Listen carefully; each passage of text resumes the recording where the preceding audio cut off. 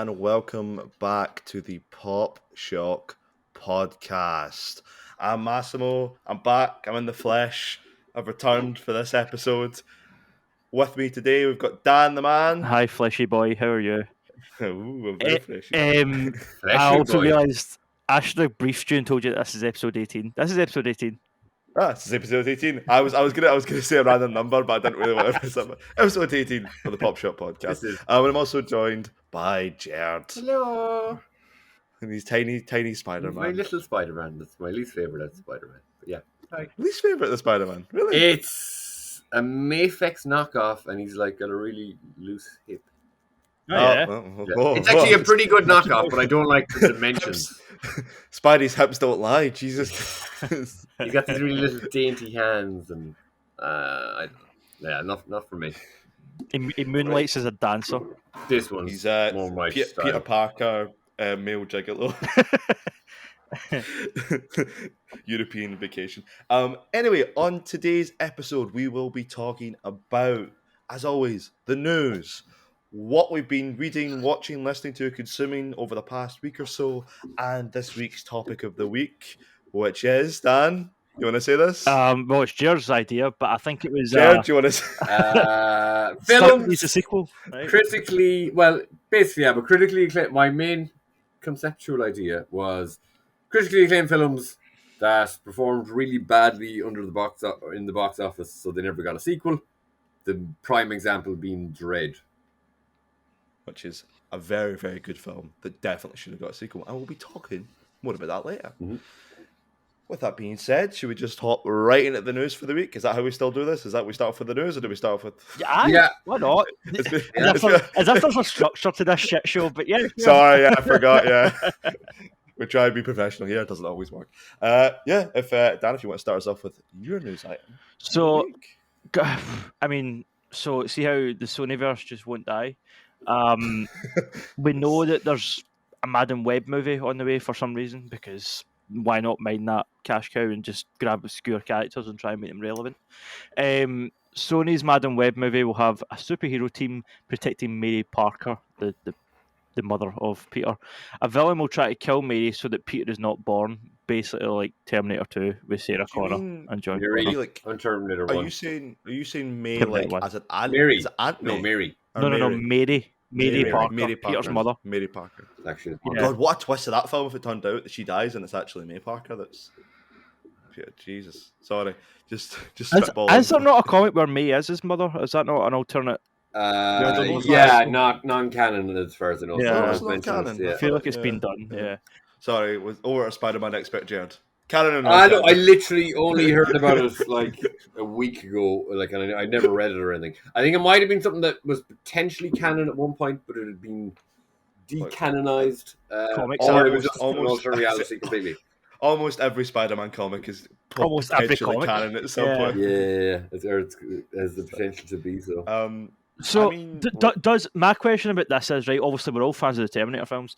Does this premise excite anyone more about this Madame Webb film, or do you give us little a shit? I mean, this might not even be true, this is a rumour, but if this is the direction they're going, do you want to see a time travel, Terminator-esque type Spider-Man movie? To be honest, I don't see...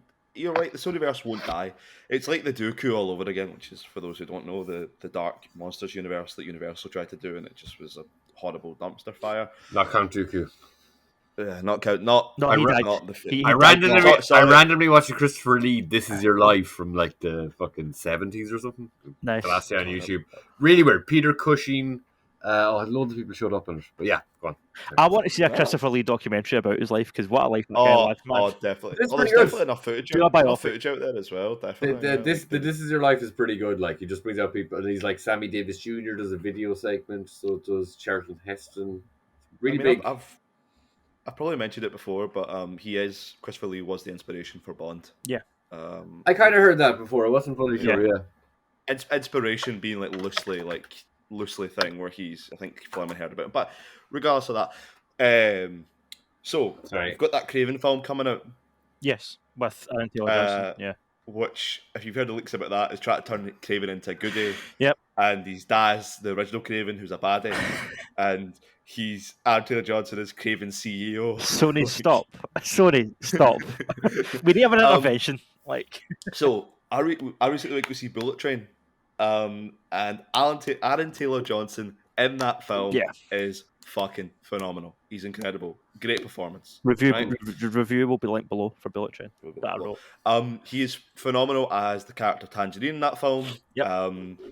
He's got his proper British accent. He's pure Cockney, pure loving it, which makes me feel I'm so annoyed that he got wasted as Quicksilver in the MCU. Mm-hmm.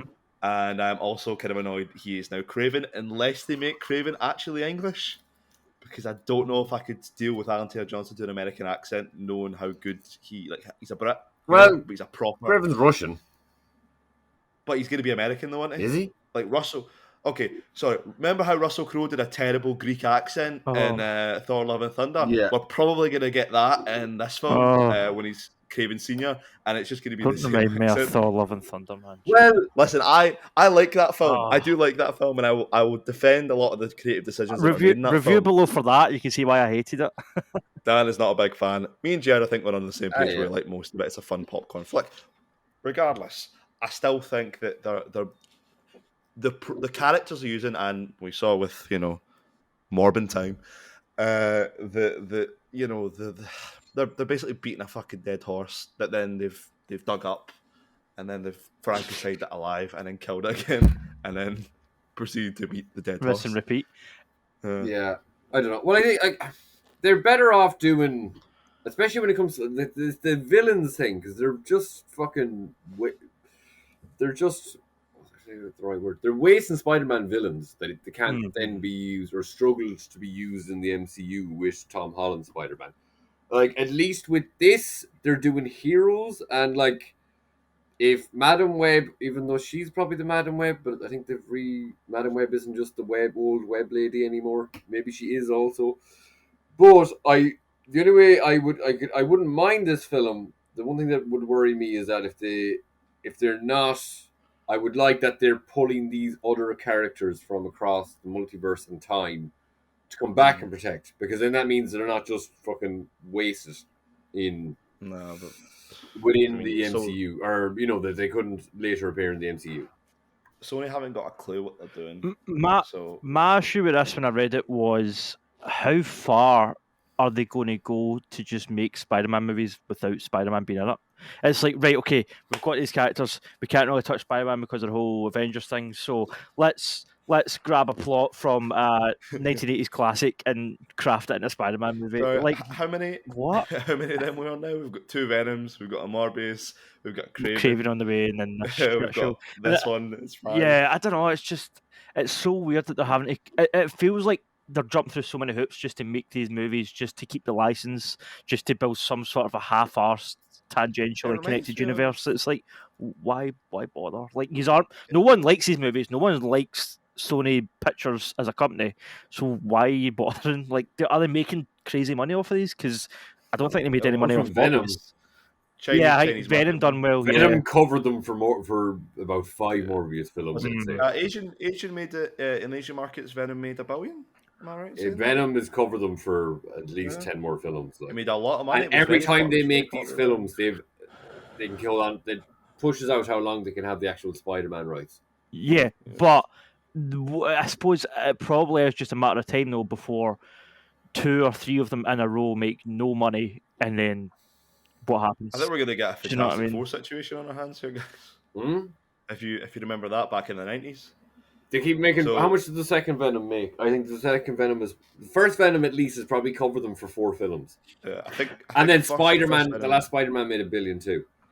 Yeah, but they get pittance from that. I actually watched a video, or I can't remember if it was Weekly Planet or whoever it was, but I remember watching a video talking about the way the breakdown for that deal was.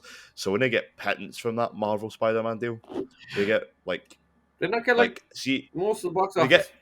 They get a lot of money, but in comparison to what Marvel get, it's nothing, because I think Marvel get a lot of the rights, the merchandise and stuff. Yeah, they get the merchandise, but as far as the money generated from the film, Sony gets the majority of it. I thought it was less than, because I remember I thought that as well, and I'm pretty sure this was a while ago, so they might have changed it because they had that whole contract thing with the last one.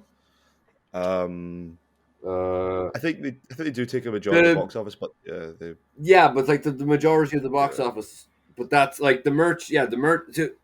Well, I'd say it's probably you might have seen the merch dwarfs the box office. Yeah. yeah. But That's what I'm still like. Yeah. in regards to them just making a film that they never would have had the rights to the merch anyway, and I don't think they ever did in that Spider-Man deal. They're still getting But I'm just thinking, I mean, they if got 610 million for No Way Home out if of the. Craven flops and then this flops, Is that less than half? are they done or will they keep Yeah. going? Or That's like 40. That's not as much. Yeah. That film made a lot of money. It made like The third highest grossing film 1.9 of all million, time. but 610 $1 million. That's okay. The budget for that was probably pretty big, but I'd say Marvel put money towards that too. yeah. Focused right. But that's still that's 3 films. That's budget, True. that's the budget for 3 films. Like, and they don't even. Let me see what was the budget for Morbius? Probably less than that. Obviously, made the last I don't one. know. I think it's a matter of time. I think word of mouth is so bad, and there's such a bad public image on these movies that I think eventually people will Look, stop going to see them. Sony got pranked so hard that they were able to re-release a film that nobody saw for a second time, thinking that people were going to go see it, and then lost more money. Like, I don't see them just being able to keep churning this shit out just because of the Spider-Man stuff. I don't know. Maybe that's more hoping than actually like predicting, because I just hope that Disney gets the rights. But Morbius only cost them 75 million. Like, Venom 2 made them 506 million. Jesus Christ. Venom 1 was nearly $1 billion. They can make 5 other failures, and it doesn't matter because the more they make them films, the Sony still stays in date, and then the Spider-Man film comes up. Spider-Man always Mhm. I has mean, like crazy. unless they hit it out the park with Amazing Spider-Man 3, which we haven't officially got confirmed, but I'd be surprised. I've heard that it's the deals about it are almost there. I've heard like lots of stuff on the like Twitter and stuff like that. A lot of the pages are saying like leaks and rumors are saying that they're almost got a deal with. Do, Uh, do you know what I keep wondering though? Like, I don't know what it is, man. I want that film to be good, obviously, but I just have no faith in Sony. And I'm like, see if Garfield comes back and just another flop happens. Like, what a fucking waste.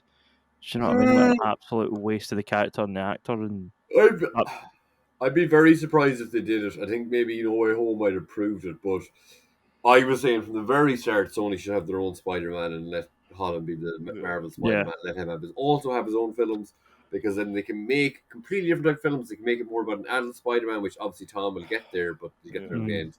well, people, I think Sony. I think the whole thing was that. I don't know if it's the case now, but Sony thought that people would be too. A lot of big film companies would think that people would be too stupid to understand that there was multiple versions of the same character Yeah. that weren't connected.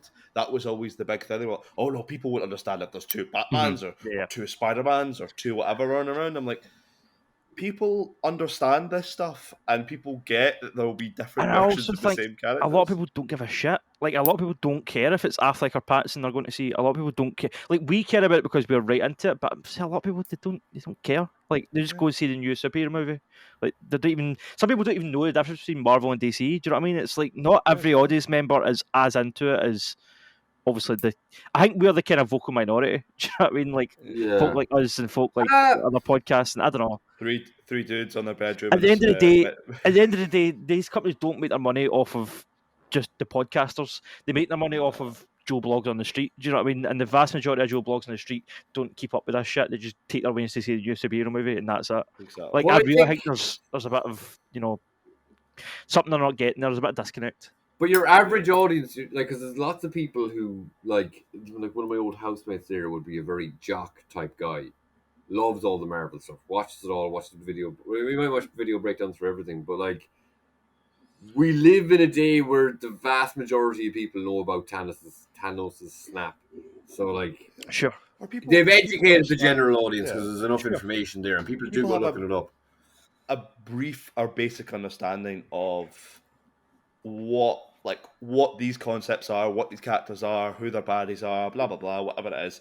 And the thing about that is, there's a reason why Avengers Endgame is the fucking is the highest grossing film of all time. It's because a lot of people who probably didn't see the last 23 Marvel films before that went to go see this one, and maybe didn't understand what was going on for a lot of time, but still went to go see it regardless. Did you see that Top Gun Maverick caught up to Infinity War? It did, Yeah, yeah. it's a very funny post. Crazy, man.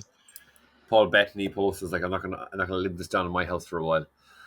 I was just like, what? Oh, they go! That's right. That's funny. Yeah, it's insane, and it doesn't it can't still be in cinemas. Top Gun, yeah, it is. Yeah. It's still making money. It's still in cinemas. Yeah. And then I guess it's going to they'll probably re-release it then.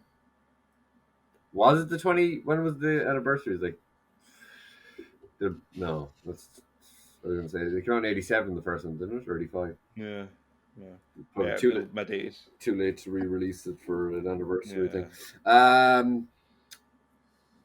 Yeah, I don't think people have any. Yeah, because look, people can understand that there's been 5 Batman already. Like, it's just that because one actor isn't playing it, they can understand that. Okay, there's another actor playing him here. It's obviously a different setting. Yeah, look, this one in particular, at least, like, I'm always annoyed if they even go near the appearance. It's like fucking Amazing Spider-Man 2 nearly had his dad being alive. Yeah, so like the parents should be absolute dead as dead can be. That's how Spider-Man should be. I don't know. Then like, is this set in a world where is this Tom Holland's mother? Is this Tom Holland's mother that knows that she was protected by a load of superheroes, or is it just reality? I'm fully expecting us to go to the cinema, sit down, and for it just to be Terminator 2 or Terminator, and they've just redubbed over all the top. They've just deepfaked it with May Parker. John Connor is a Spider-Man man. Exactly. It's just like it's they re-released the first 3 Terminator films. I'd watch it. It's all just deepfaked and dubbed over. Anytime fucking Arnie shows up, it's just like 6 fucking Spider-Women at the same time. They've like formed together like a fucking Power Rangers robot. It's like, yeah, it's gonna be horrible. It's gonna be terrible. Yeah, it's gonna be terrible. Probably. It's gonna be terrible. Yeah, look, they should be doing Spider-Man 2099 alternate reality Spider-Man. Yeah, do Spider-Gwen. Do Spider-Gwen. Spider-Gwen's fantastic. Yep. Spider-Gwen makes sense. Yeah. Do anything but mainstream. Do Miles Morales even. Like, I know that we want to see him in the MCU, but there's a great version of the character that they can mine. There's so many options. Like, there's so many options. Spider-Verse proved that people don't have to have an overly familiar nature with the characters of all these alternate even Spider-Man to enjoy the film if it's good. Yeah. Mm-hmm. Well, do another. Have your own Spider-Man. I know there's probably that. I think that's probably a hang-up from studios being like, kind of 2 Spider-Man at the same time. Yeah, like DC still even have that. They rarely have Batman as a lead character. They never have a Batman TV show. Like, he's the only character that never appears in any of that CW shit. Because I think the only issue, I agree, right? I would like to see just 2 separate Spider-Man. That'd be fine, but it would be like diet Spider-Man and main Spider-Man. Do you know what I mean? Like, there would be like, see how that meme where it's like, oh, Mum, can we get Spider-Man? Or we have Spider-Man at home. Like, it would be that. Do you know what I mean? But with Tom Holland and whoever else to get, like, I don't know. 100%. Like, if they have fucking Andrew Garfield, I think Tom Holland's are looking like fucking Spider-Man light, really. But Jerd, you've got to remember, man, that a lot of these things are driven by the writing of the character. And Amazing Spider-Man 2 is written terribly. Yeah. And that's what causes the character to be terrible. Like, I'm not like I think I agree more with Dan, just because it's like that Andrew Garfield, fantastic actor, but if he's not given good material to work with, his performance is gonna be terrible. Well, the thing is, John Watts said that he's done with superhero films because he walked away from Fantastic Four, obviously. Curious to see if after doing Amazing Spider-Man 3, I'd like to see John Watts do it. Is he not back for Spider-Man 4 already? Is that confirmed? I don't know. That's what I was under the impression of. He was. That'd be good. I hope so. Yeah, I think so. Yeah. Well, maybe not next. Maybe he's doing. I don't think it was any news on Spider-Man 4 because they always fucking like when they announce a new phase, they always do all their like personal properties, like whatever Avengers and stuff, and then the Sony deal gets worked out at the last minute, and then they just drop Spider-Man, and that's usually what happens. Well, I'm pretty sure they said it after he wasn't going to do in Fantastic Four. Well, speaking of unconfirmed or kind of rumoured Sony stuff, Jerd.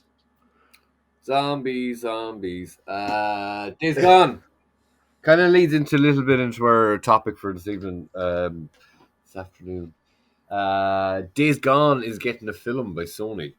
Back to fuck more Sony. Days Gone. I haven't actually played it in a while, because I picked up the Resident Evil remakes.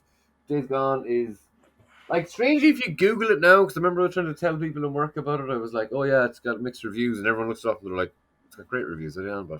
But it Sony considered that it didn't perform well enough to get a sequel as a game. I think it's very well acted. Like I've been out of the gaming pool for quite some time. I think That I was going to say, I think the whole thing about it was that it's a very well put together game, but the issue was it was announced back when Zombie Fever was at its highest, and then It took ages to come out. Yeah, Oh yeah. It'd take a long time to come out. You'd think it just being a good game. Well, like I think it's some criticisms I've heard of it. I haven't finished it now. So when I got my PlayStation, it's the only game that I played that regularly for ages. Like I still haven't even. I've hardly got into God of War at all. But that was the game that I was like, it's nice. You can just go do a mission. You top up your ammo. You top up your weapons. You go in. You fucking kill a camp of crazy people. You kill a horde of zombies. It's a nice, just kind of like little mission accomplishment vibe to it, and like you can just pick it up for half an hour. I'm probably going to pick it up for half an hour after this. You can do little missions, and it's very task based, and it feels very satisfying, and it looks beautiful. The acting is really good, but I think one criticism I heard of it was the actual missions are very just fucking random and drawn out. There's not. I don't know, meanders. And like Dan, I think as you were saying, it took you fucking ages to clock it. I don't even know if you did you? Oh yeah, I beat it, but it's a long game. It's a long game, and Constantly it going was like, a bit unnecessarily long. I think, regardless of all that, like I like Days Gone. It's a good game. It's not a great game. It's a good game.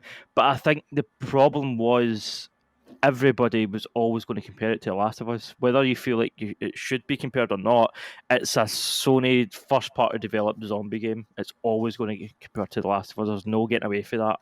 And I yeah, think the bar had just been set so high in terms of quality that even though this was a fun, slightly more arcade experience, if it wasn't as in depth or as sort of emotional as Last of Us, then it was never going to live up to that. I enjoyed Days Gone. It was like it's like a watered down version of The Last of Us meets something like Sons of Anarchy. It's fun. It's arcadey. It's a good kind of like podcast game. Like you just stick a podcast on, mute the audio, and just go through the missions. Like it's that sort of game. Yeah. But it's not. It's not as engaging as some other Sony first party exclusives, which I think is what it had to be and what a lot of people were expecting it to be. And it's more like a Ubisoft game. It's more like a checklist, like 40 hours long. You know, you come in, as you said, Jared, you don't really need to think about it. You just stick it on, play a mission, take over this bit of the map, kill this target, do whatever, Yeah. and put it off again. Whereas it's not like the thing where, like, oh, I need to, everybody's sharp, there's a cutscene on. Do you know what I mean? I need to watch this cutscene. Or it's not that sort of game. It's way more, I don't know. It seemed as much. Time sync in it? Like, I don't know. As much as I liked it, it didn't quite seem up to the standard of games like God of War and The Last of Us, which I think is what people were sort of hoping for. But it was a fun game. Like, it wasn't a bad game at all. And I do think the world's quite interesting if they're going to do a movie. I don't hate that idea. I mean, the Uncharted movie was surprisingly all right. So, it's fine. yeah.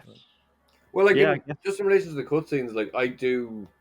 There's not many games where I actually just listen to a podcast. Maybe I'm just new to games and I enjoy the world and blah blah blah. But the acting is quite good in it. Like, yeah, it's fine. Yeah. It's, so I do find the cutscenes interesting to watch. Like, it's not like I wouldn't Right. say it's gripping. Like, I don't like Sons of Anarchy or. I don't know. I just find that the main actor in particular is very engaging. it's Darth Maul in it. Yeah. Or What's the his Star- name? the Star think so, Killer yeah. and stuff. Yeah. He looks yeah. exactly the character in the game looks exactly what he looks like in real life. Well, all of the characters he plays always look like in video games. I'm pretty sure motion captured after him because he's done Star Killer and then he's also done. Oh, he looks like Starker. That's the Force Unleashed, isn't it? Yeah, yeah. It's quite strange because like he looked like he still looks very young, but he must be in his 40s now. He's Sam God damn it. Sam Witwer. Sam Witwer, he's fantastic. He is also the voice of Darth Maul in Wow. most of the animated stuff for Star Wars. He's Really? 44. Yeah, He's he 44. still looks like in his early 20s, like or late 20s, late at the most. But he knows he loves all the projects that he does. Like he's a big Star Wars guy. He like sat down and talked with. I don't know if you know who Dave Filoni is. Yeah, He's the Oh, we know who Dave Filoni is. I forget who I'm talking to. I have normal friends who don't know who Dave Filoni is. I hate Star Wars, sometimes. but I know who Dave Filoni. Dave Filoni is, that's fair. Well, he made the best Star Wars thing in the last 20 years, so you should know who he is. I don't know, yeah. I'm not talking about the cartoons. But yeah, no. I agree with you, Dan, as well. I think in terms of a lot of the issues with Days Gone was probably the following up or kind of a sandwich between the fact, the Sony exclusives were God of War, Spider-Man. It would be like Marvel Studios doing another team-up movie based on like original characters when you've already got Iron Man and shit. Do you know what I mean? It would be like, why are you doing this? Like that's sort of how Days Gone felt. It was like we've already got The Last of Us. Like I don't know. I'm not saying like thingy. The studio that made it, I can't remember their name right now. Sony Bend. They developed the Siphon Filter games back in the day. I really want to see another Siphon Filter game, whether it's a remake or a reboot or something. You can get that in the store now, I think. Yeah, and they also made the Uncharted PS Vita game, Golden Abyss. Oh, Golden Abyss. They made that too. So I mean, they're a solid studio. This was kind of I think their chance to step up to the plate and really make something AAA like premium experience. And while it's a fun kind of time killer game, I don't know if it's quite that. Do you know what I mean? I was on PC. It's been on PC for a while. I might give it a shot now. It's fun. It's hella fun. 100%. Which give it a shot. Days Gone. Mm-hmm. Yeah. Fucking honestly, out of all the I've had since I got the PS5, I've had both Spider-Man games. Now, in fairness, I played Peter's before the first Spider-Man. God of War, wanted to play that for years, and like I got into it, but Days Gone was the one that kept drawing me in. I think God of War for me as well, 2018 one, it takes a few hours to get going, in my opinion. Yeah. In terms of like, it's a lot of cutscenes for the first like 2 hours, 3 hours of the game. Yeah, I don't even know how much you got. And then, but once you get into it, it's pretty. God of War's masterpiece. Yeah, can't wait for the sequel. Jerd, have you beat Days Gone? Have you finished it? No. I haven't even played it in ages. I'm back to Resident Evil. That's sort of the good thing about it, though, because see if it is a game you're into, the 40-hour plus thing can be a positive. Because see if it's something you don't want to end and you just like chipping away at it, you don't really want to finish it. Do you know what I mean? You want to just keep it like in the back burner. So it's nice, and I love the mechanics of it. Like the zombies are quite scary at times. There's plenty like the hordes. Like I was watching a video there, some fella who had like way better weapons than me, and there's like a particular horde in a wood mill, and it's just like I tried a couple of times for the crack, and like even seeing what your man just about did it with way better weapons than I have, and I tried it a couple of times. Like it's ridiculous. I did that eventually, but it was a bitch. That was probably the hardest bit of the game. Yeah, I think they introduced it to you a lot earlier than you're able to do it. I did that one as well. It was a pain in the fuck. I know exactly what you're on about. Yeah, it was like a red barn, and you were running through that, and there was like bales of hay and shit. Yeah. I played it for a wee bit. Like I played Days Gone on the PlayStation for a wee bit, but I'm pretty sure I know that. Yeah. With enough, I know that bit of the game. You can get, and then it's even just the fun of it. Like you can set up certain traps and barricades. That's how you eventually do it. See if you can time you shoot something and it falls and blocks one of the entrances, and then you're running, and you can pull things down to the back. Yeah. That helped in the end, but that was a hard section of the game. I've like the second. I'm on the second level of weapons. I think even like I've And what was the other thing? And then even like I haven't used it in ages now, but you could like literally since I started the game. But there's a crossbow, and you can fucking dirty the crossbow when you kill it. When you go in and clear a smaller horde, a nest, you can get like this shit that you can put on the bow. And if you're looking at, so there's basically kind of bad survivors, and then there's literally crazy people who like cut themselves and all this. Sorry, that's probably people do that in real life, but they're just like crazies in the game to go around. The cannibals, I think, they haven't turned. But what you can do if you're fighting a human, you can shoot one of them with a crossbow with the, what do they call them? The walkers? Oh, no, not the walkers. I can't even remember. The infected people. You can shoot the crossbow at them. It doesn't turn them into a zombie, but it just turns them insane, and they start attacking their own people. And It's a cool mechanic. yeah, it's there's a lot of fun to it. Like, just the mechanics are great. That mechanic's been done again quite And a lot. bears. It's cool in that game. Bears just show up, and you're like, fucking Yeah, they're hard to kill. tough to kill. Like, as bears should be. Um, I mean, is there anything else you guys want to say about the kind of Days Gone thing? Any kind of development across Sony's kind of? no, Unlike the Madame Webb movie, I actually don't mind Sony developing this, and I will probably see it. yeah. So yeah, Hopefully, Jed, you'll finish the game by the time it's out. Can't watch it for ages. Yeah.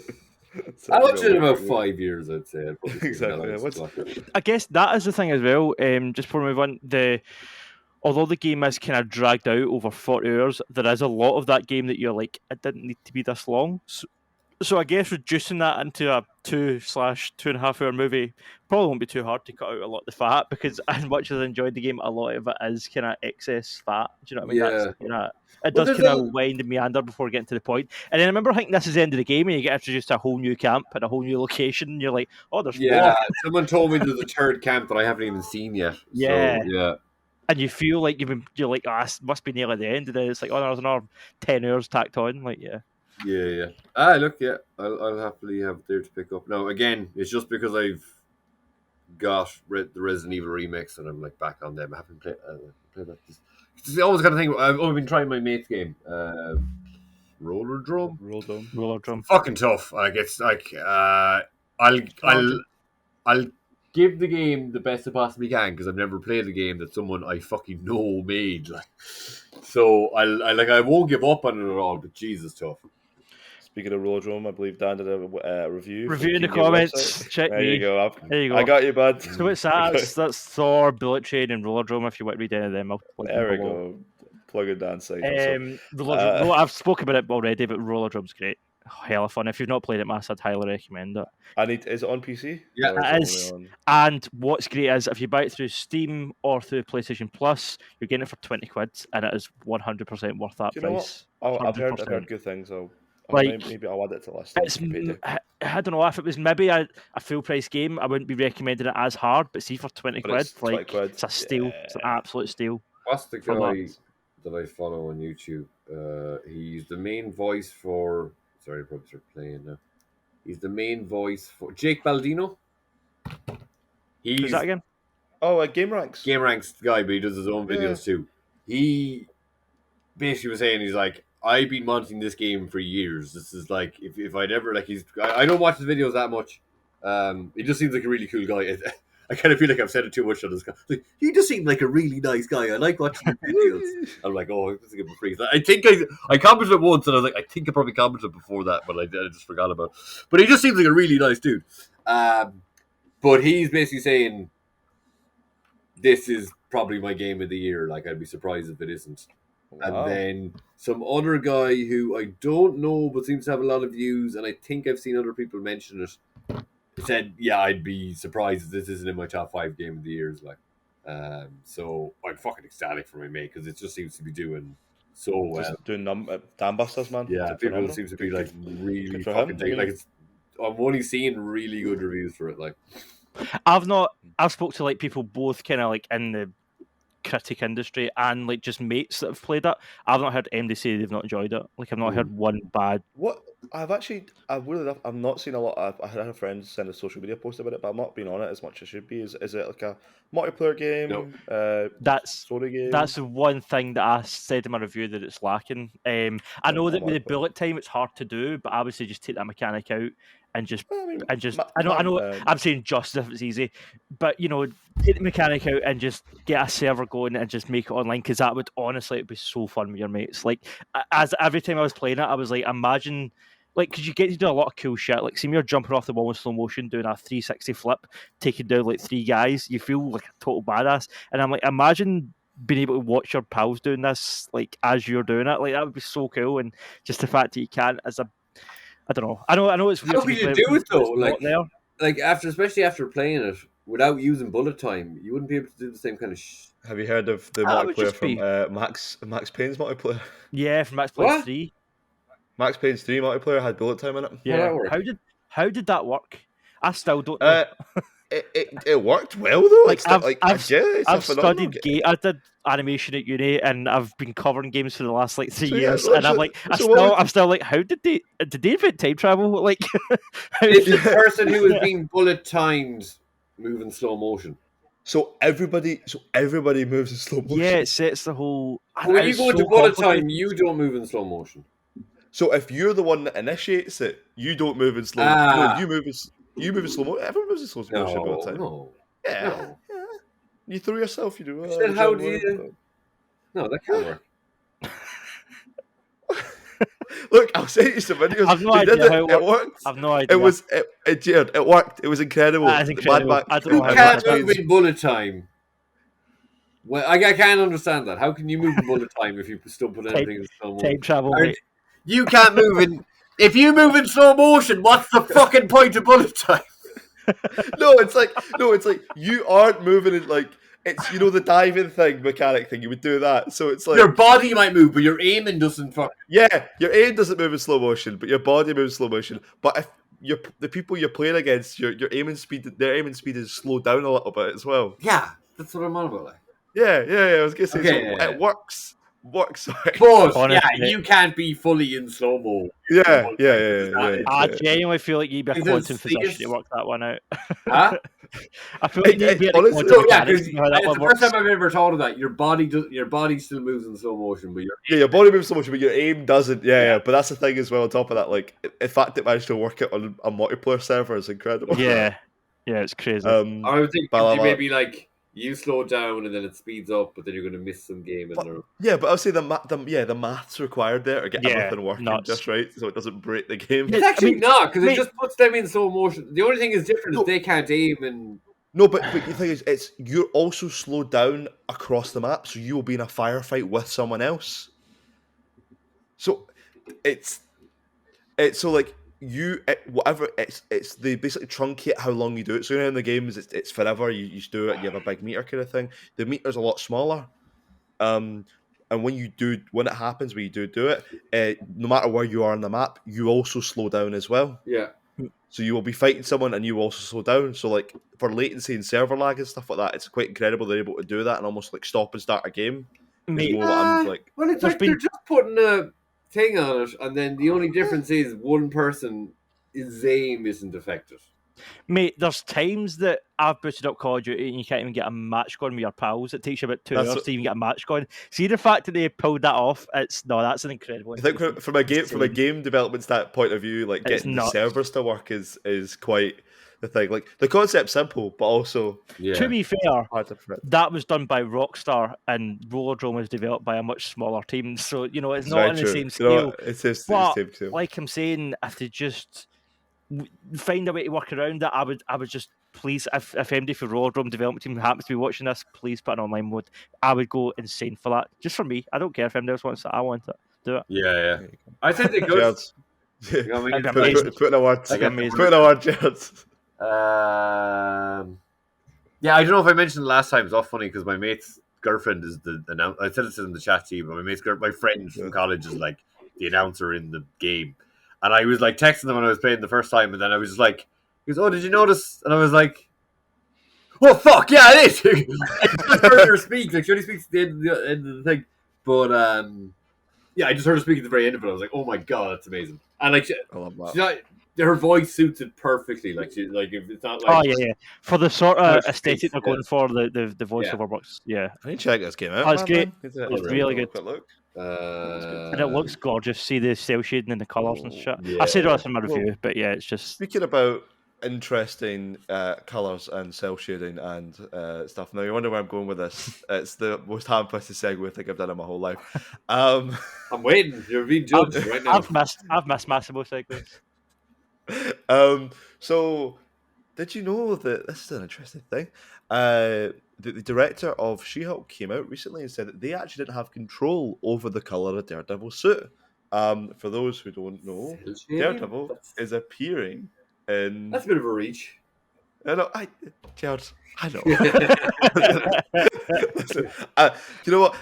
I'm struggling to go from roller cell shading, like colourful video game to Daredevil suit colour. He has a role in the trailer. That's what I would have went for. No, I've got a segue talking about Daredevils that do flips off of ramps and shit. No! Here's another Daredevil that does flips and shit. Daredevil doesn't. There you go. Speaking of, he doesn't. Sorry, doesn't do flips with guns. Doesn't do flips with guns off rats. Yeah, okay, we'll take the gun. Whatever. No. Speaking of doing flips, Daredevil flips into the new trailer of She-Hulk. There we go. Yeah, there you go. There's a segue. Is that the one we're keeping? Is that the one we're going to edit all this out? Yeah, there we go. There you go. Daredevil flips into the new She-Hulk trailer.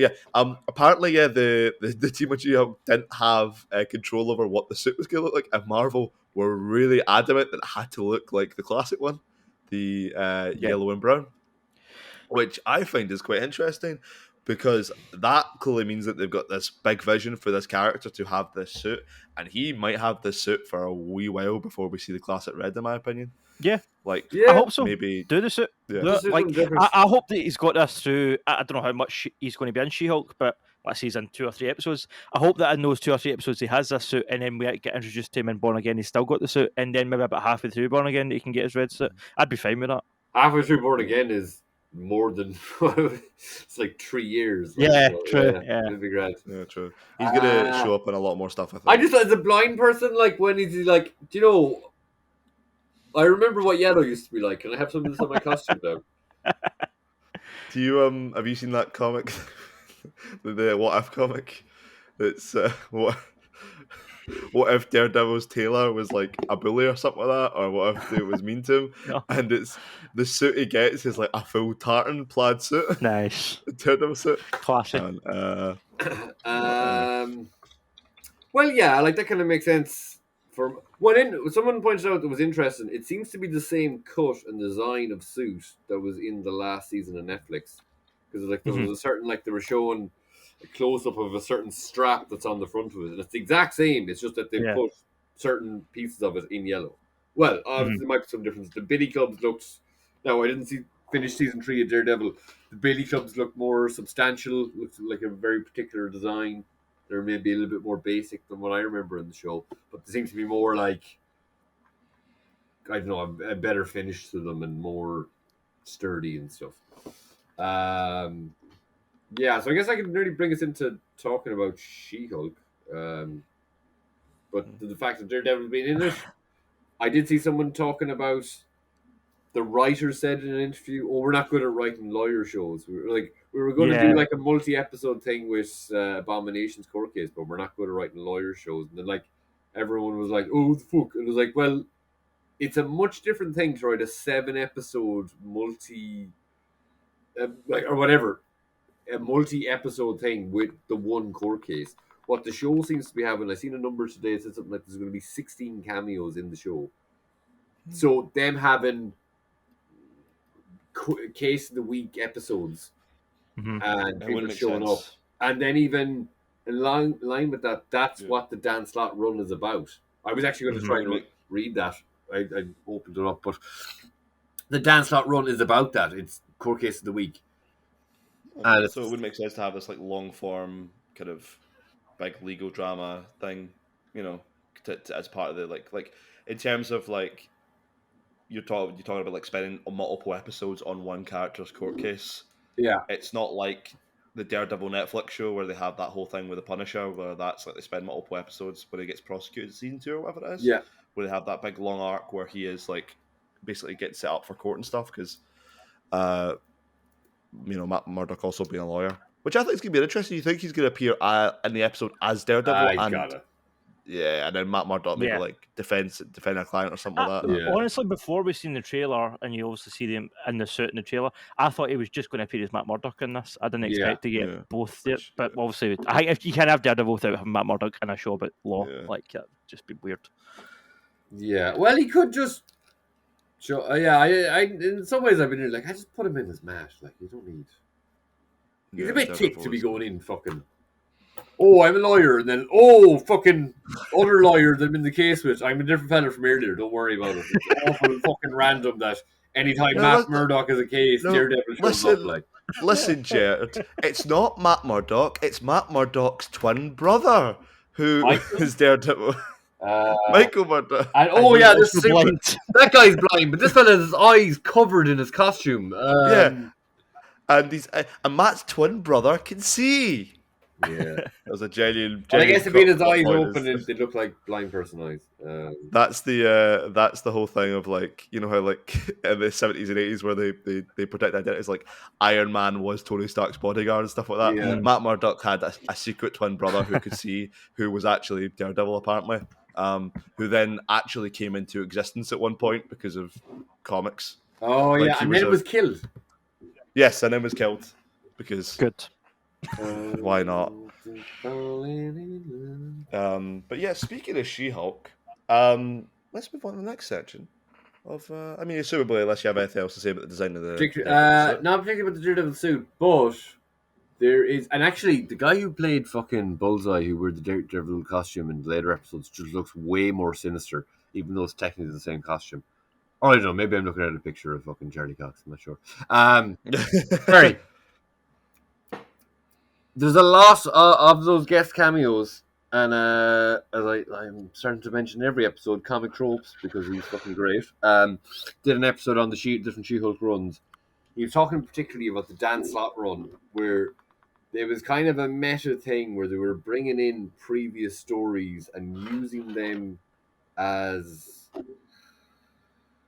So when there's guest appearances in the show, or when there was guest appearances in the comic, they made sense because these characters were in the court cases, and it was like relation to past stories.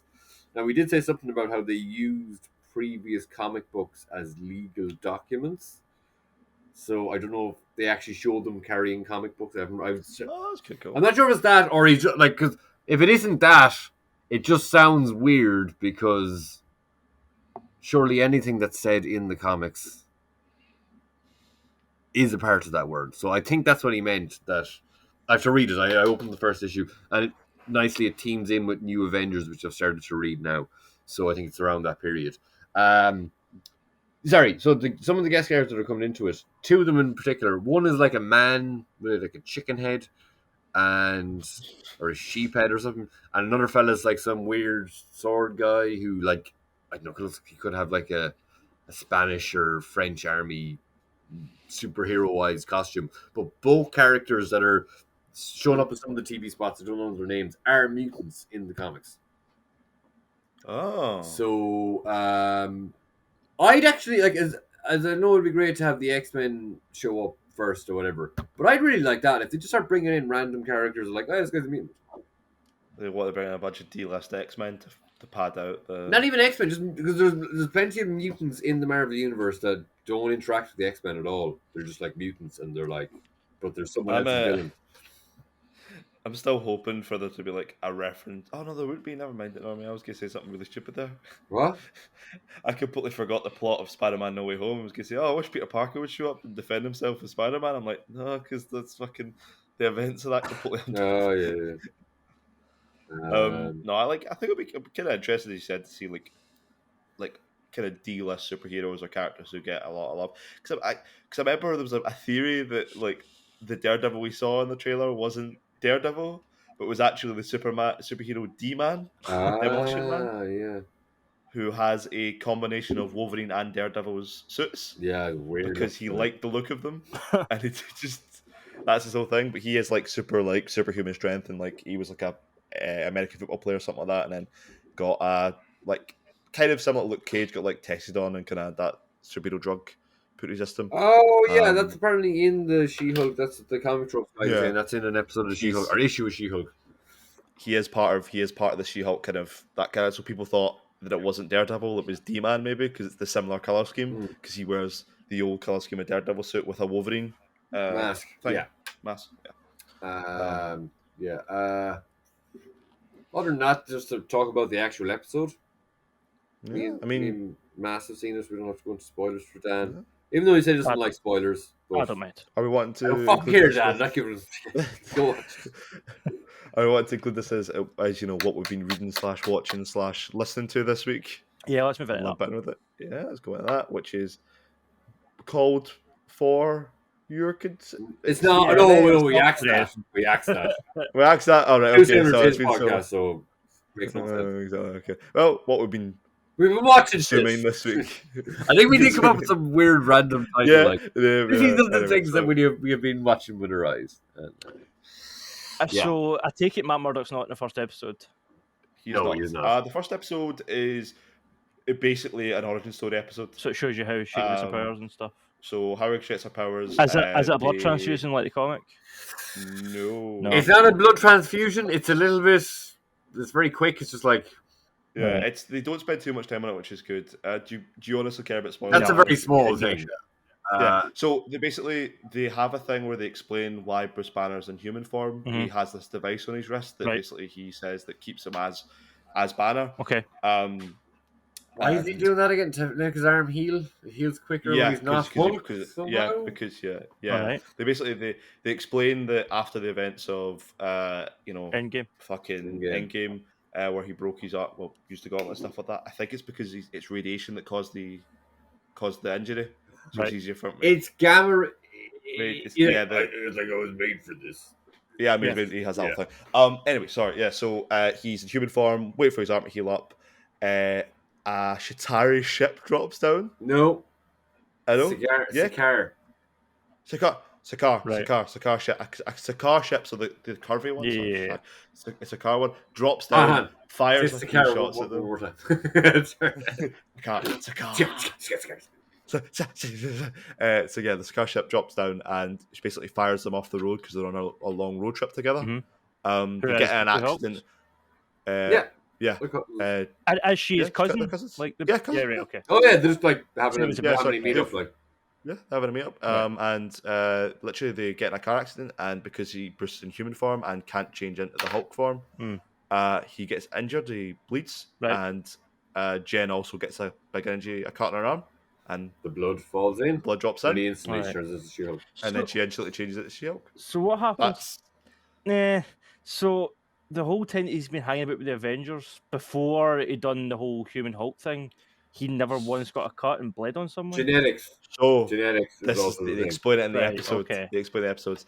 Is that him and his and her makeup are the genetic makeup basically the same, which means that when they take gamma radiation, it doesn't poison them. Right. They absorb it. Okay. And are able to output it. So that's actually interesting because they are setting up characters like Doc Samson and other gamma radiated people who. And the leader's in the Incredible Hulk, and he gets it the exact same way. So are people who have the genetic mutation that when they take in gamma radiation, rather than it poison them, they expose it some way. So either by turning into a giant green monster, or in the case of Doc Samson, growing his hair really long and increasing his strength, which is an incredible fucking superpower, by the way. Or the leader as well, where his head grows massively, and he has. Never done it with him, did they not, after that movie? No, but to basically explain, they've got the similar genetic makeup. That's what causes the issue. And basically, the first episode starts with you're in.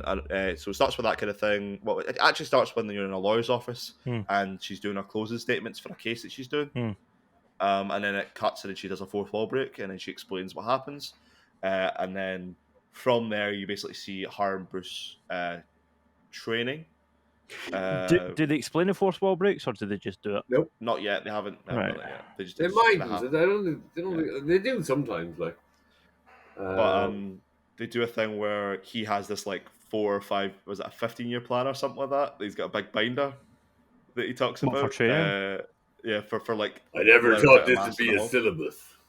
I never thought it would be a syllabus. Yeah, and he has this thing where he puts it inside of a big spinny blades thing. Yeah, seen it in the trailer. And she hulks out. And he's like, "Oh, easy now, easy." And then she's like, "Why are you talking to me like that?" And he's like, wait, you're in control? Wait, what? You don't feel another hand at the wheel? And he's like, what? And you can see Bruce is basically getting jealous. He Right. says, That, like, "Oh, I think I'm jealous." I'm going to keep you Mark Ruffalo impressions. That's the jealousy feels like. And they have a nice wee nod as well to a few other Avengers. They have Tony Stark nod. Couple, yeah, The they retroactively build up their relationship. Yeah, they have a thing where him and Bruce, I think sometime between Infinity War and Endgame or thereabouts, built a facility in New Mexico, or Mexico, sorry, that they have, like, Bruce was able to use in training, learn how to become Professor Hulk at, and they do that. And then they also have a conversation in the car as well that gets paid off in the episode about Captain America being a virgin. Yeah, I've heard that. Very good, very good. So, is the reason that she's able to sort of keep her humanity while she's a Hulk not because she took his blood after he'd already done the experiments on himself to sort that out? No, it just You know what I seems mean? so the makeup No. thing of her and them being able Yeah. to do it, she just does it differently. They haven't officially kind of explained. They just it's apparently it's metabolized. I would have differently. thought She that just metabolizes because more efficiently. I would have thought that it would have happened if he happened to bleed on her before he'd sorted his Professor Hulk thing out, then she would have become the big rage monster. But because it's happened after that, then You know what? That they might explain that later on. I feel like they basically sped ran through it and montaged it and was like, "Here's all you need to know." How about long the episodes are they an hour? Half. 45. Oh, really? Half is Seems- half. Seems like a lot to cram into that amount of It time. was 40 minutes. I'm pretty sure the first one. Well, it's brisk. Like the actual change happens quite quickly. Yeah, it was pretty speedy, honestly. Like starts off in the car, spaceship comes in. Spaceship just kind of goes and causes them to crash. Doesn't actually do it. It doesn't like fire them off the road or anything. They kind of just. What I took it as he literally says something like, "Oh yeah, you metabolize it much quicker in a different way, fashion to me." So it's not the same. I don't think they go into the exact science of it or the pseudoscience of it, but yeah, they don't need to really explain it more than that. It's just like you process it different than me, and like that she's skipped years of preparation that he would have had to do just because different. But she can't change back to being human, right? Can it? She Yeah, is. she can. Oh, she can. I will. Full Yeah. control of. So why does she do her courtroom stuff as the big green lady? Why doesn't Because she change can't back? fight people. In the comics, the reasoning is because she's dealing with a lot of superhero-based cases, and people like to break in during these court cases, and she has to basically be ready. I'm pretty sure that's part of the reasoning. The guy, so they only kind of now one thing at the very end of it, there is a fight scene that's very poorly edited. It's just weird. Yeah, it's out. Right. It just feels like it's like tacked on from a different episode. She does it by choice because, like, I've seen in one of the trailers it's something that's like, oh, it's like that friend you always had in school who was way more confident, got all the attention, blah blah blah. And she's like, "This is me," and like that's what the thing is. But like the guy who runs the law firm she starts working for, he wants her to spearhead their law company as a superhero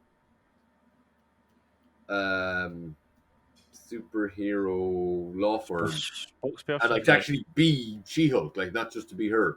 And then on top of that, she just seems to be more. She's like because she's dating a She-Hulk, so like, and attending events as She-Hulk, so like, so I it's think by that choice. she starts off. Yeah, I think she starts off quite thingy about it. She explains she's like, I don't want to be, I'm a lawyer first, and then, I'm whatever this is second, because Bruce basically explains like you're now a superhero, like whether you like it or not. The whole, this is your powers kind of thing. That's my Mark Ruffalo impression. Yeah, but basically the whole thing of like, oh, you now have these things. You've got a target in your back, basically. That whole shtick. But there's also a really weird CGI foot shot as well in this. Don't know if you've seen that. Nice. When she's changing in between Jen Wars, it's the whole thing where she takes her shoes off and then she puts them back on after turning from She-Hulk into... Quentin Tarantino guest directed that. It's a really weird now. Look at the focus is high heels there, and she's putting them back. Yeah, but the foot is fully CG. The human foot. The human foot is fully CG if you look at it, or it's like comped in really. Wonder what lucky animator got that job. Because I was looking at it, and I'm like, why is it not just a human foot? It was like that clearly is special effect, like CGI. Okay, well they did that up. I'd seen a meme there. It was like, it's one of you sends it or my nephew. I can't remember where I got it. CGI Holland can't hurt you, and then it's like CGI Holland. Yeah. Put it in the chat. Yeah, and they use that. I don't know. It might have been easier. It might have been quicker. I know, that's what I was wondering. Like, it was such a weird thing where it's like, why wouldn't you just have her walk up into and enter put her foot in the heel and just edit it in? Like, Because whatever, CGI! drag it in. Yeah, do you know what? Yeah, sorry, I forgot about Love and Thunder and CGI, so yeah, fair enough. Yeah. That's... Oh my god. Yeah, So, but... yeah, I don't know. They use CGI all the time, man. They didn't. Yeah, I enjoyed it. Probably That was a easier fun to do that episode. shot in CGI than to just here. Put your fucking foot in there, hey. Because like all they're doing is changing the color and the size. It's like True, yeah. Or maybe Yeah. she has a really messed up foot with like 3 toes, and they're like, Possibly. "Oh shit, we need CGI that Oh. shit, man." I seen Ruffalo put up a post like I survived the. I'm gonna keep talking. I'm just do the rest of the episode as Mark Ruffalo. I survived the premiere without giving any spoilers. And then like there's a thing, and like people were saying he was drunk, but he did have like a brain tumor thing, and he had to retrain himself how to speak.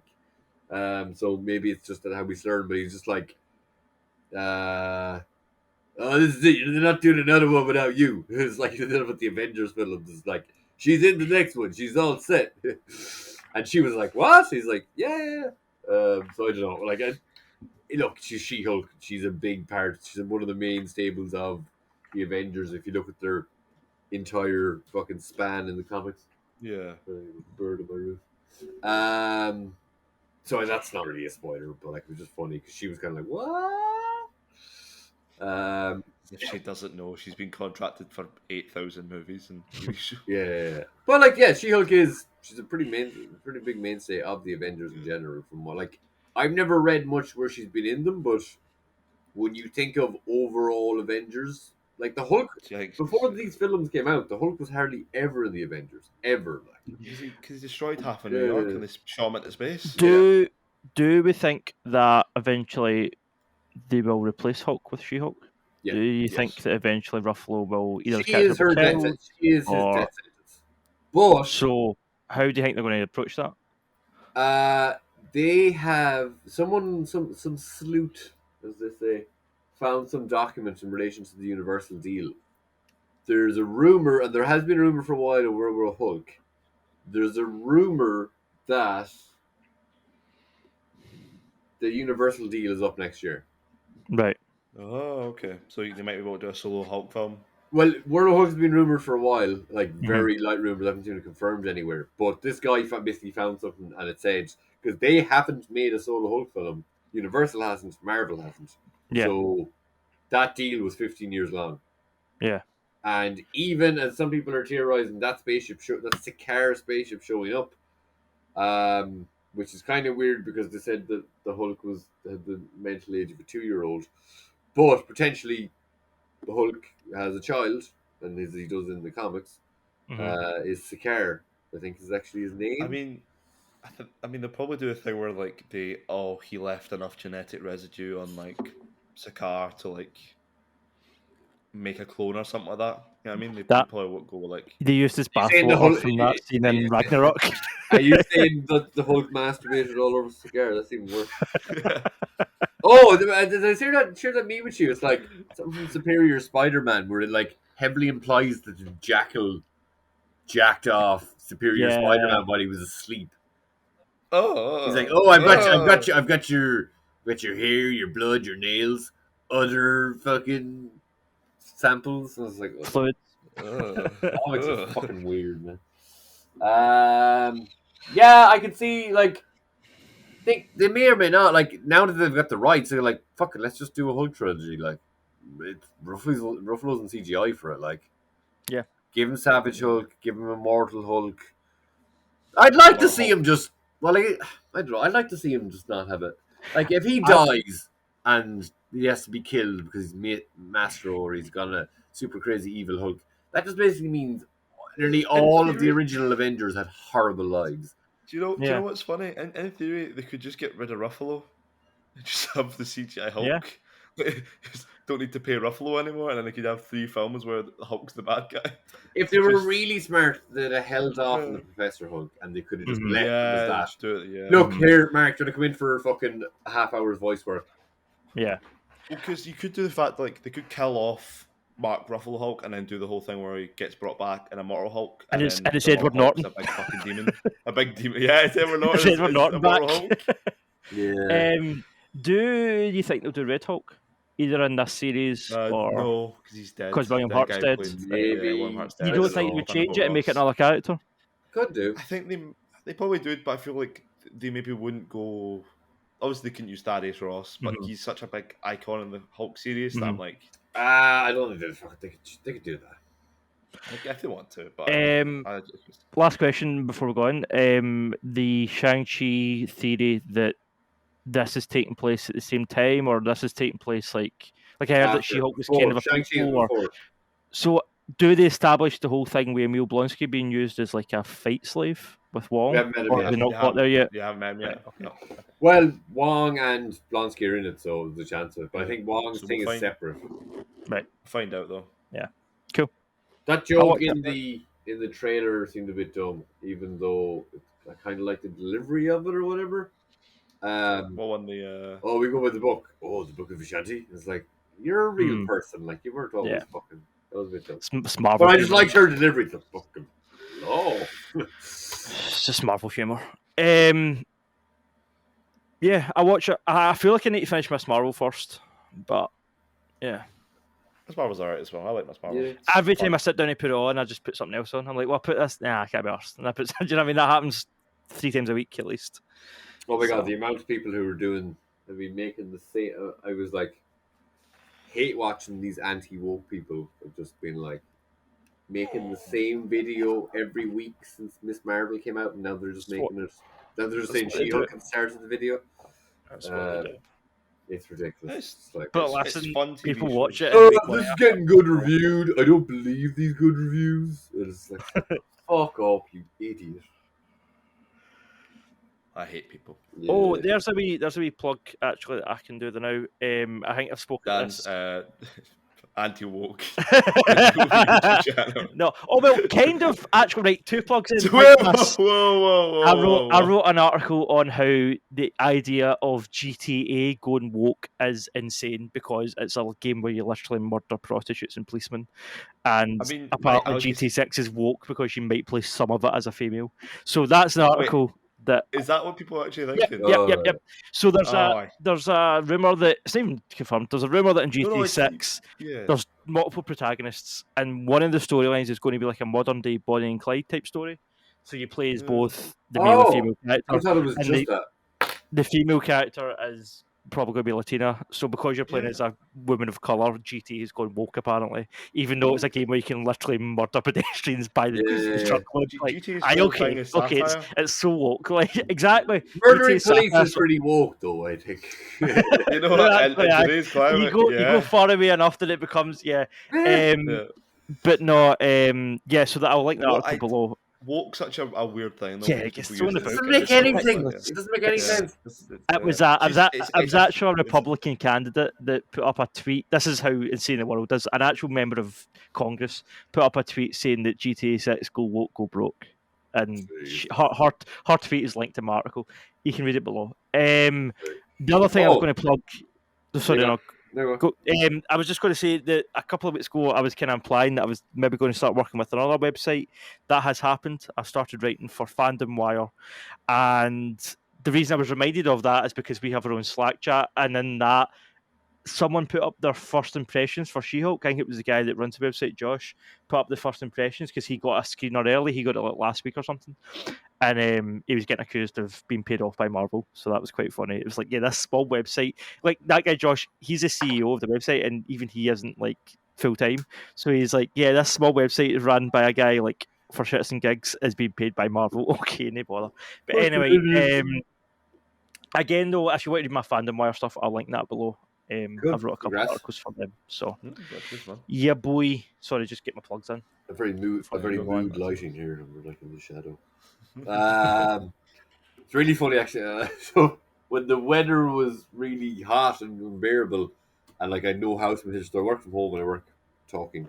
I had the door open here. Now it'd probably work if I did it now, but I'm not going to bother trying it.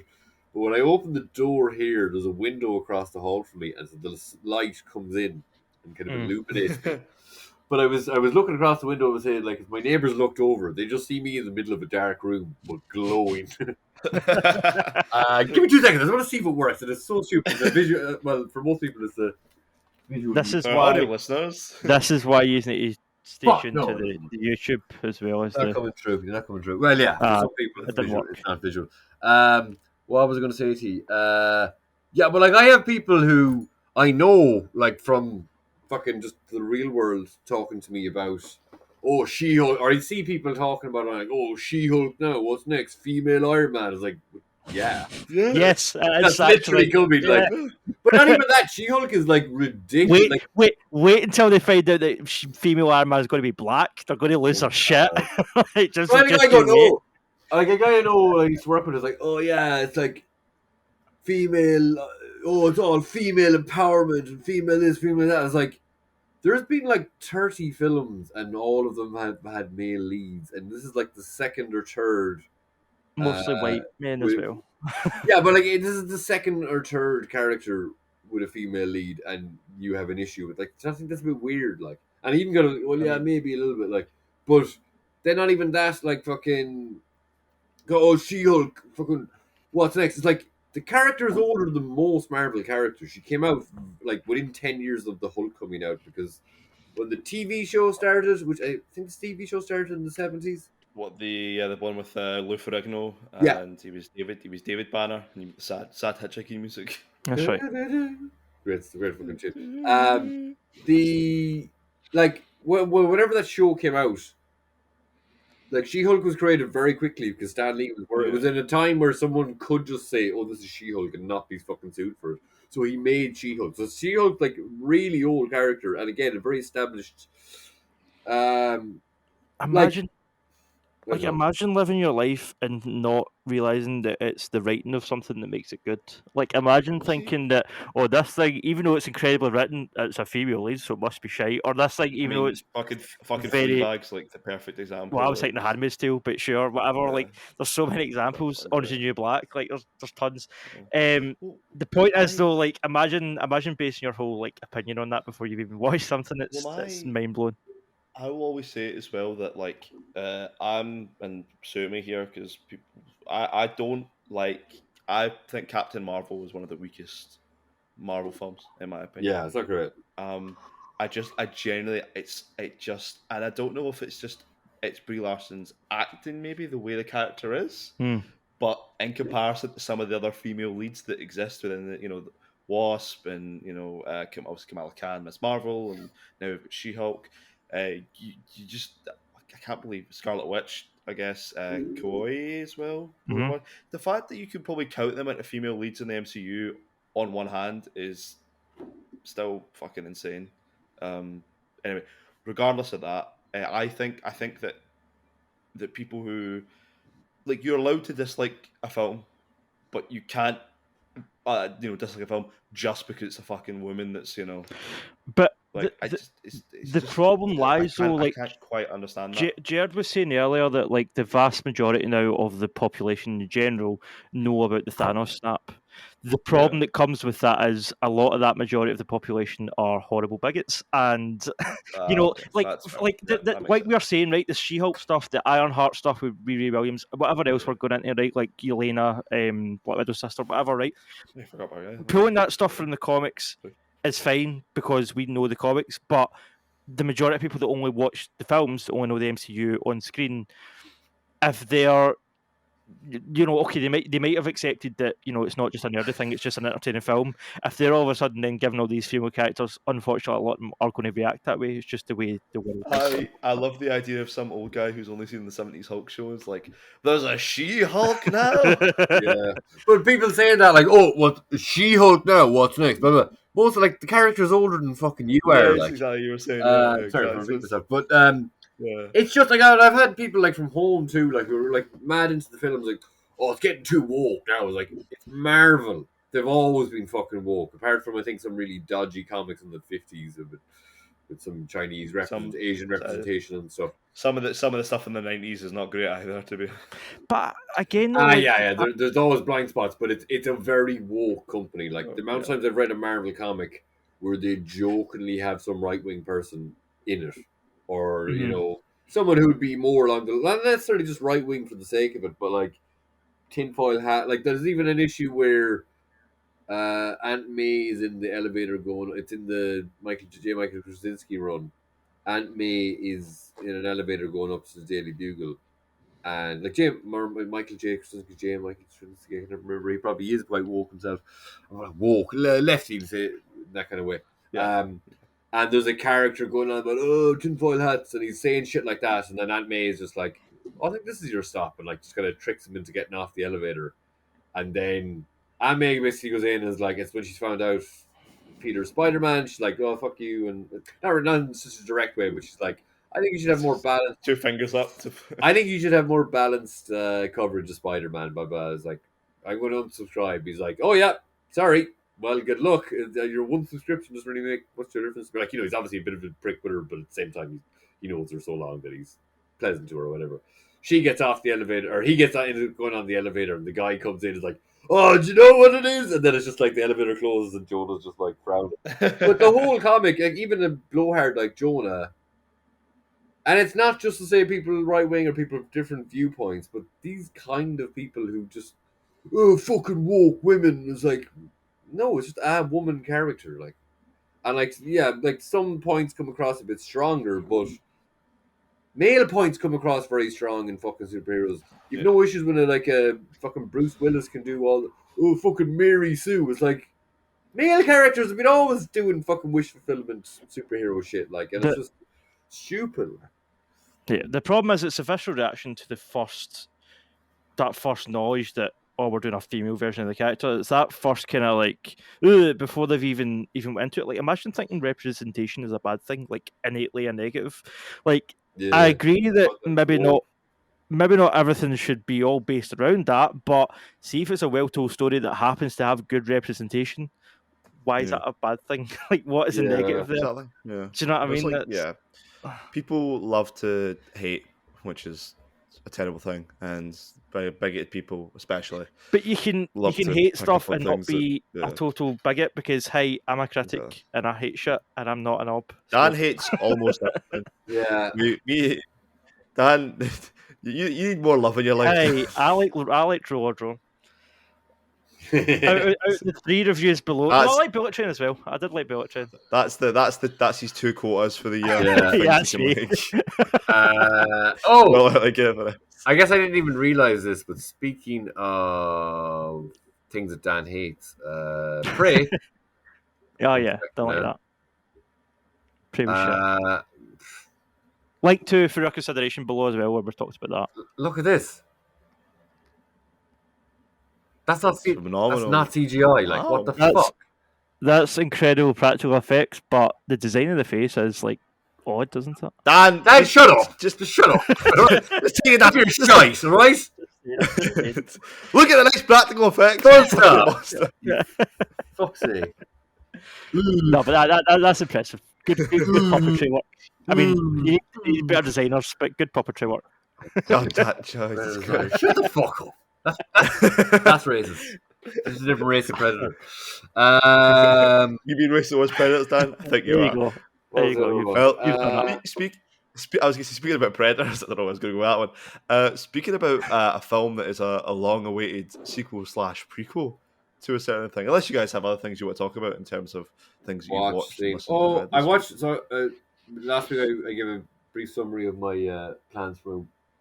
I would say plans for my Wolverine trip, but technically, because I might be able to meet Hugh Jackman there at the side of the theater. But plans for my New York trip, I watched. Well, it's not really, but it's a New York-based film that I've never seen. It doesn't show an awful lot. Maybe some gang violence, but The Warriors, which I'd never seen before. Not seen it in years, but it's good movie. Pretty fucking mental, and the game is supposed to be pretty good for the PS2, wasn't it? Yeah. Rockstar made that. I wonder is the game more based on the film or the book? It's more. It's a. Yeah, it's. I don't think it's particularly either. I think it's more like. It's the film for plot wise, but like it's got loads of bits where you fight loads of people and stuff like that. Like It's fucking mad, man. It's a very strange film. Yeah, it's great. I love those low budget, weird 70s and 80s movies. And like I think the 2005 re-release because the writer director, like he'd always intended to have them, but it has these weird comic book transitions. Oh, The, All right. the film isn't based on a comic book. Apparently, the director was like, "Yeah, it feels like a comic book." But like That's when I'm cool. watching it, I'm like, it doesn't feel like a fucking like the comic books you would have had back then, really, because it feels like something you I've might seen- see in an indie thing now. But I don't think I've seen that version, but it sounds cool. Ahead of Yeah. its time, I guess. It was ahead of its Um, time in a lot of ways, that movie. who's in it now? There's not really many. Like I was expecting more of the like sad. Or maybe I'm wrong, but I kind of got a bit worried when I went to look up the cast IMDb, and they all seem to have old pictures. I was like, oh, these are all probably dead. Most of them. There's one actor that I do recognize, and you'd probably know him. He's one of those DAC guys that's in it, but he doesn't. And then I get this kind of like weird sexual things where it's just like implied that the main characters rape women, or one of them at least does.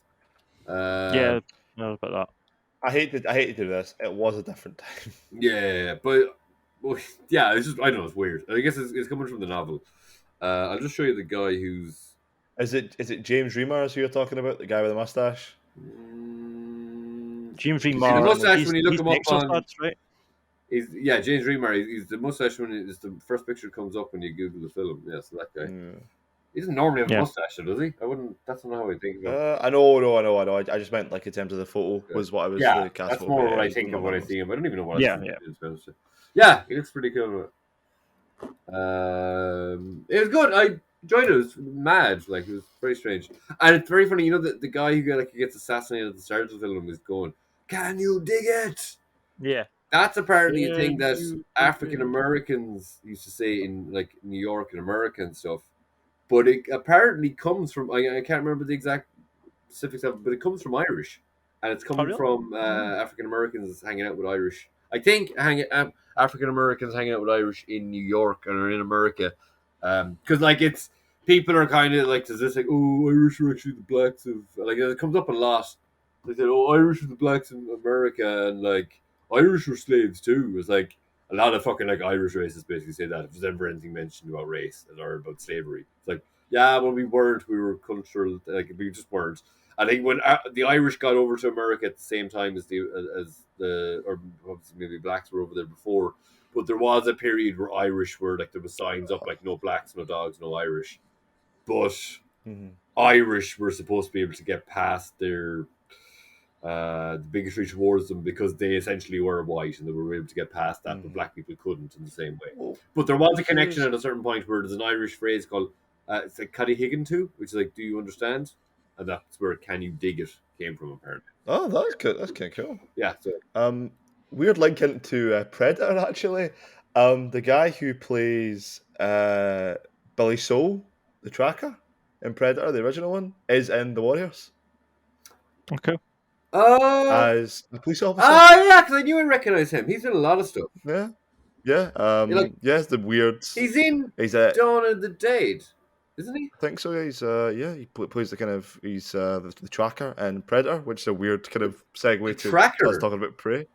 Billy, the guy who takes the knife and cuts himself across the chest to buy Arnie more time. Oh, so it does. The Native American guy. Yeah, he's great in that movie. Oh, now you've in lost the OG me. Predator. So the Native American guy in Predator, the guy who he's got the bandana and stuff, and Oh, I was thinking of the black guy, Irwin Keys. oh no, it's Sonny Lanman, his name. Okay. He's apparently in the film again. Like I don't know how he's a police officer, so he might be in like a single shot, but Maybe he's not. he is apparently in. Oh no, maybe I'm getting very confused then. So no, I was thinking of this guy. Maybe he isn't black. No, this guy's a police officer and things. So maybe He's Should at we- the very actually, end no, of the actually, cast he is list when black. you're looking at it. maybe he's But yeah, apparently Sonny Landman is in it as well. But Billy the Bear, the tracker, and black. Okay. Predator, I got he is confused then. apparently as well. So, in terms, I'm sorry for good to move on. In terms of what I've been watching, I watched the end of Better Call Saul finished this week, and it was a hell of a finale. I'm not going to go too much into it here because, one, I don't know if you guys have seen it, I don't want to spoil it, but also because this year, The Handmaid's Tale ends. I think it's in September it okay. premieres or October. Once that finishes, me and Courtney are going to do an episode of For Our Consideration on the best TV show endings of all time, the best and worst. So we'll like So The rank. Sopranos is going to be in So there. we'll talk Sopranos, we'll talk Breaking Bad, we'll talk Better Call Saul, we'll talk Handmaid's Tale. You know, we'll go through all the kind of classic TV shows and kind of decide how well they ended. That's kind of future idea for a podcast. So in that episode, we'll really get into the guts of the Better Call Saul finale. All I'll say here is I absolutely loved it. And if you want to hear a wee bit more about my thoughts on it, one of the first articles for Fandom Wire that I wrote was about the Better Call Saul finale. And again, that will be linked below. So yeah, that was phenomenal. The other thing, I finished Far Cry 6. That game in general was just a big disappointment. But hey, it's such a waste as Giancarlo Esposito. Talk about Better Call Saul. You've got one of the best actors gone, and you just absolutely just wasted him in that game. But anyway, I don't want to bring them down with that. The last thing was we seen Nope last week, which I promised an episode of For Our Consideration on Nope, which we haven't had a chance to record yet. So that will hopefully go up this week. So stay tuned for me and Courtney getting into Nope properly. Because again, all I've really said is I enjoyed it. So we'll get I'm going into to see that Nope later on soon. today anyway. It's really good. Really good. And yeah, I like we see Bullet Train as well, in terms of things that kind of listen / reading / watching kind of stuff. Bullet Train is incredible. Go see it. Phenomenal action film. There was a wee bit controversy about it being whitewashed because the book, a lot of the characters are actually Japanese. But regardless of that, there still was some pretty good Japanese representation of two of the characters in it. The father and the elder are phenomenal. It's just a really, really well put together film. Yeah. And has some incredible choreography. Some of the best use of Chekhov's gun I've seen for a long time. What really impressed me was obviously the choreography was great. When you're shooting choreography in an enclosed space like the carriage of a bullet train, I was kind of worried that it was going to be a bit close up, quick cuts, janky cameras. It's beautifully shot, wide angle cinematography. It shows off the stunts. So I don't know if you thought this as well, Dan, but it almost felt as if they were on a moving train, if that makes sense, when they were fighting. Yeah, Do you totally. get what I mean? Yeah. Like you could almost feel like the sense of weight in terms of like when they were hit backwards, almost moving. The force of it. Like you, yeah. Like you can. It was like they were on like an actual train, and it's like they actually took advantage of the environment. Yeah. The physics made sense. Well, yeah, they exaggerate some of the physics, obviously, but for the most, they're semi-based in reality. It's a phenomenal bit with a knife as well. That's one of my favourite bits. I loved the bit in the water bottle. That was one of my favourite scenes. Water bottle is Bethany's favourite character in the film. The water bottle was so good. But what I think it's also an example of just see if you nail the simple things. That is like the foundation of a great film. See the fact that all they did to show what carriage you were in was change the lighting in each carriage, and right away, as soon as the scene cut to the quiet carriage with the blue light, you were like, right, we're in the quiet carriage. Or it cut to that kind of yellow carriage with the bar in it, you were like, right, okay, we're in. Like right away, you knew exactly where you were on the train just with the use of lighting, and it's something that's so simple and so well executed. Has some of the best use of like you know how like a lot of films you think it's gonna be set in one location, it kind of plateaus, it just builds. Yeah, like it just keeps building and building and building until it gets there's a crescendo and they're clearly because that's the thing about a train journey, there has to be a destination, I guess, and the destination of this film wasn't disappointing either. So brilliant film. Some good cameos in it as well, to be phenomenal honest. Don't want to spoil any of them, but some great cameos. And that was one of my favourite parts of the film, actually. I was like, but again, Chekhov's gun, genuinely, where you're like, makes so much sense. Like it's everything every character says in this film, no matter how inane you think it is actually important. Mm-hmm. Yeah. Like genuinely. I think you had a bit of that. Everything Everywhere All at Once had a bit of that too. Like that's very important. But yeah. It's one of the best, I guess, kind of other kind of non-Marvel films, or kind of it's not even original IP, but it's like adaptation, but it's still really, it felt original because it wasn't something I was aware of. Yeah, because I watched Day Shift the other day as well. And I was like, Day Shift is directed by the guy who did all the choreography for John Wick, and you can tell and Bullet Train has infinitely better choreography. Yeah, this shift was okay in its own It's juvenile fine. It's way. like a 5. Yeah. It's a If you don't film mind that pee poo poo jokes, then Yeah, it's and fine. also I think I said it was like an enjoyable 4 or something. yeah, it's a Yeah. 5. Like it. Yeah. I watched it after Nope, and it was a nice palate cleanser because Nope was Yeah. quite serious and quite dark and foreboding. Bullet Train, Day Shift was just like switch up in a dumb vampire killing movie. Like it was a nice palate Also, cleanser. the only reason Snoop Dogg is in that film is so they can use his music. Yeah, but I don't care because he was one of the best parts of it. And He was great. Fucking Big John, love it. Oh, so yeah, you've been watching anything else, or are we good to move on to the topic? I thought we could move a topic. There. I tried. I think I tried the new. Like it's like an animated film based on the latest Turtles TV show or animated TV show, Rise of the Teenage Mutant Turtles. True on the film, like it seemed very good and everything, but like I was obsessed. Like the thing that really started my New York obsession, I think I might have mentioned last week, was the turtles. Probably when they're in the sewers eating. Oh, really? Not the sewers, but like that's as a kid, I loved the turtles. It fucking blew my mind. Remember, like someone my dad worked with was in America and came back with like a turtle T-shirt and a Michelangelo that was like a surfing Michelangelo, and it was just a toy we hadn't even got here. So I was like, oh my god, it's from America. But yeah, so I gave it a go because like I follow the cartoonist kayfabe YouTube, so it's Ed Piskor and Jim Rugg. They have a great YouTube channel, and it's a Facebook group that they run. And like a lot of people there would be big fans of the Turtles comics. So it's like fucking, I'll give it a go. And it was kind of fun. It's a bit so Raph is like Hulk sized, and I can't remember who voices him. I think Raph and Michelangelo are voiced by African Americans. I don't know either of them. Leonardo is voiced by Sonic. The Ben Schwartz? Ralphio, yeah, from Ben Schwartz. What's his name? John Ralphio from Parks and Rec. It is. It's Sonic. Yeah, I think. Yeah. And then Donatello is voiced by the smallest guy, the least kind of known guy from Lonely Island. But he does like a bit of a big voice. He doesn't whatever. But then so it's a bit different. So Raph is the leader, I think. Raph is more Hulk sized. All the other guys are quite slim. Splinter is chubby and stuff. He's played by kind of a big Asian guy, voiced. April is in college and is African American. Splinter, or in this film, Shredder is only referenced to. You don't actually see him. Casey Jones is sent back in time from the future to warn them about the Krang, which is an alien race that are coming in. So I started it. I was kind of liking it, and then they just started all having magical powers. Like, I was saying this before we started recording. Leonardo's swords can teleport them.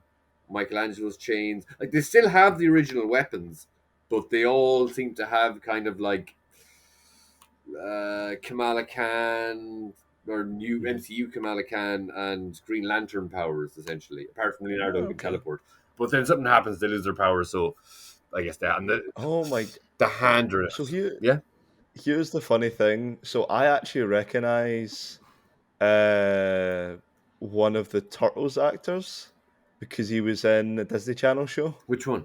Called so I think it's Michelangelo. Hang on, what's it? It's I think it's like Michelangelo and Raph are played by African Americans. I don't know them. I never seen them before. What's the name of the film again? It's Rise of the Teenage Mutant Turtles. Right. Well, like that's the name. That could be the name of the TV show and of the film. No, it's the name of the film. So Haley Joel Osment is bloody Casey Jones. Is he? As well. I didn't get to that part of it. I was just giving it a quick look. It seemed very good, and of high quality, and it's like quite wacky and stuff. Like when Casey Jones comes up, they all just kind of fucking start beating the shit out of him, and even April is like hitting him with stuff. Michelangelo, the guy who plays Michelangelo, was in a TV show called Sunny with a Chance, which had Demi Lovato in it. and I remember that was probably one of those Disney Channel shows I remember growing up. But yeah, he was in that. So I at least looked for mine. I was like, oh, where's he from?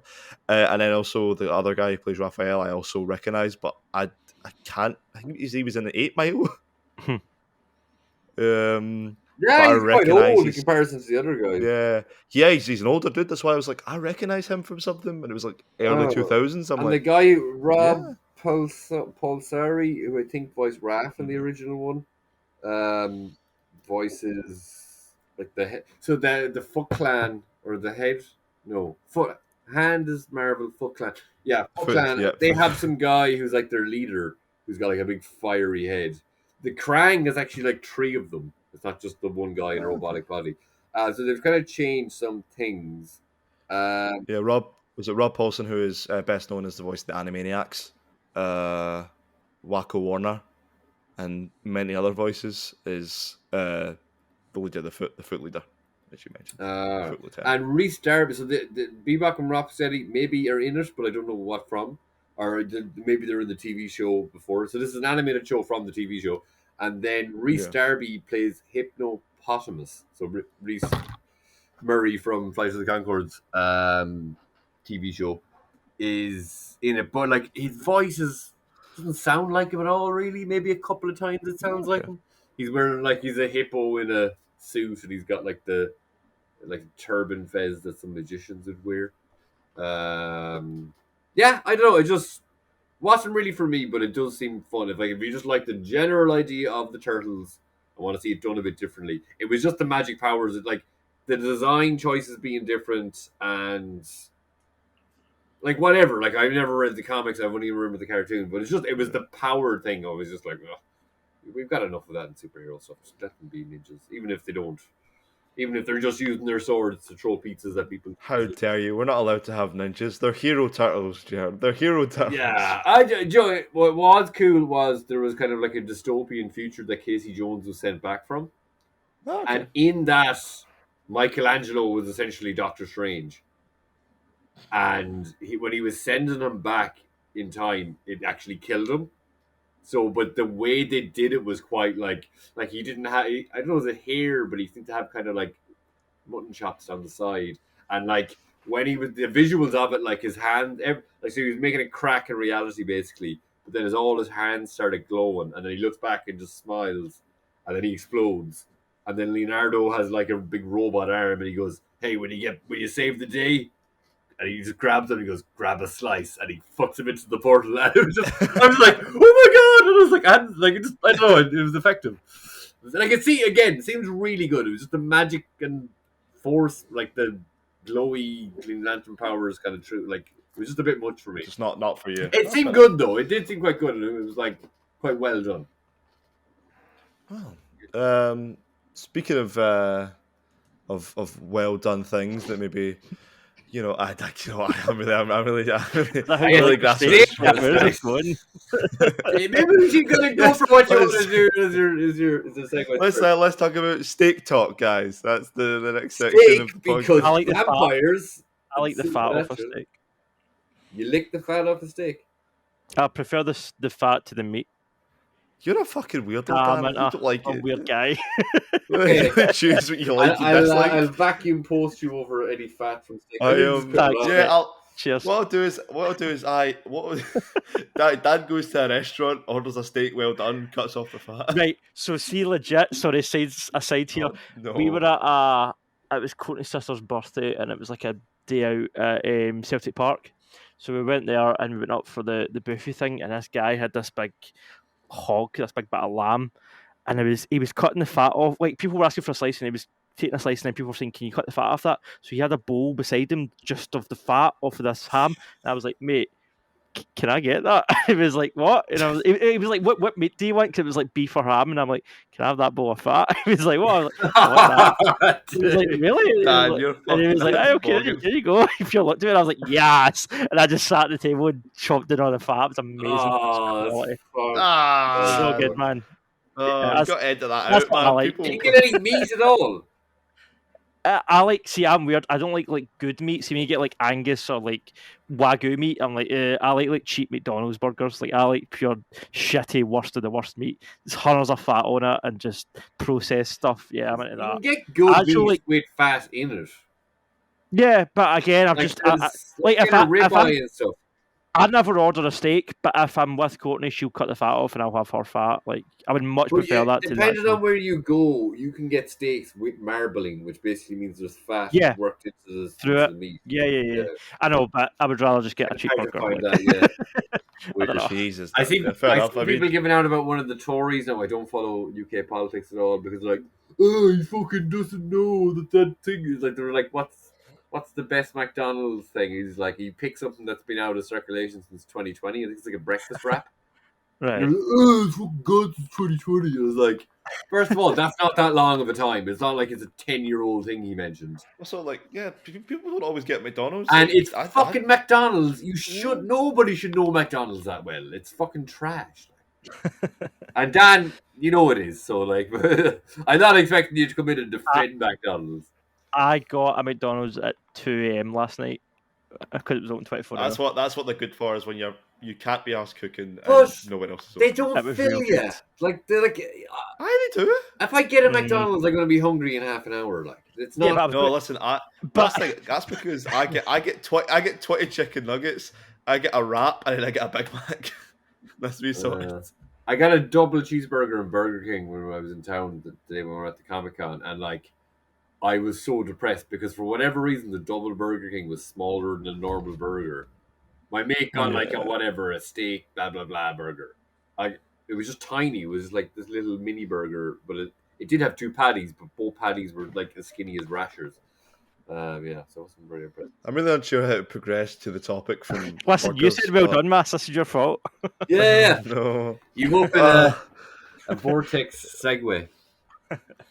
We're constantly going round and round in circles, circulating the topic.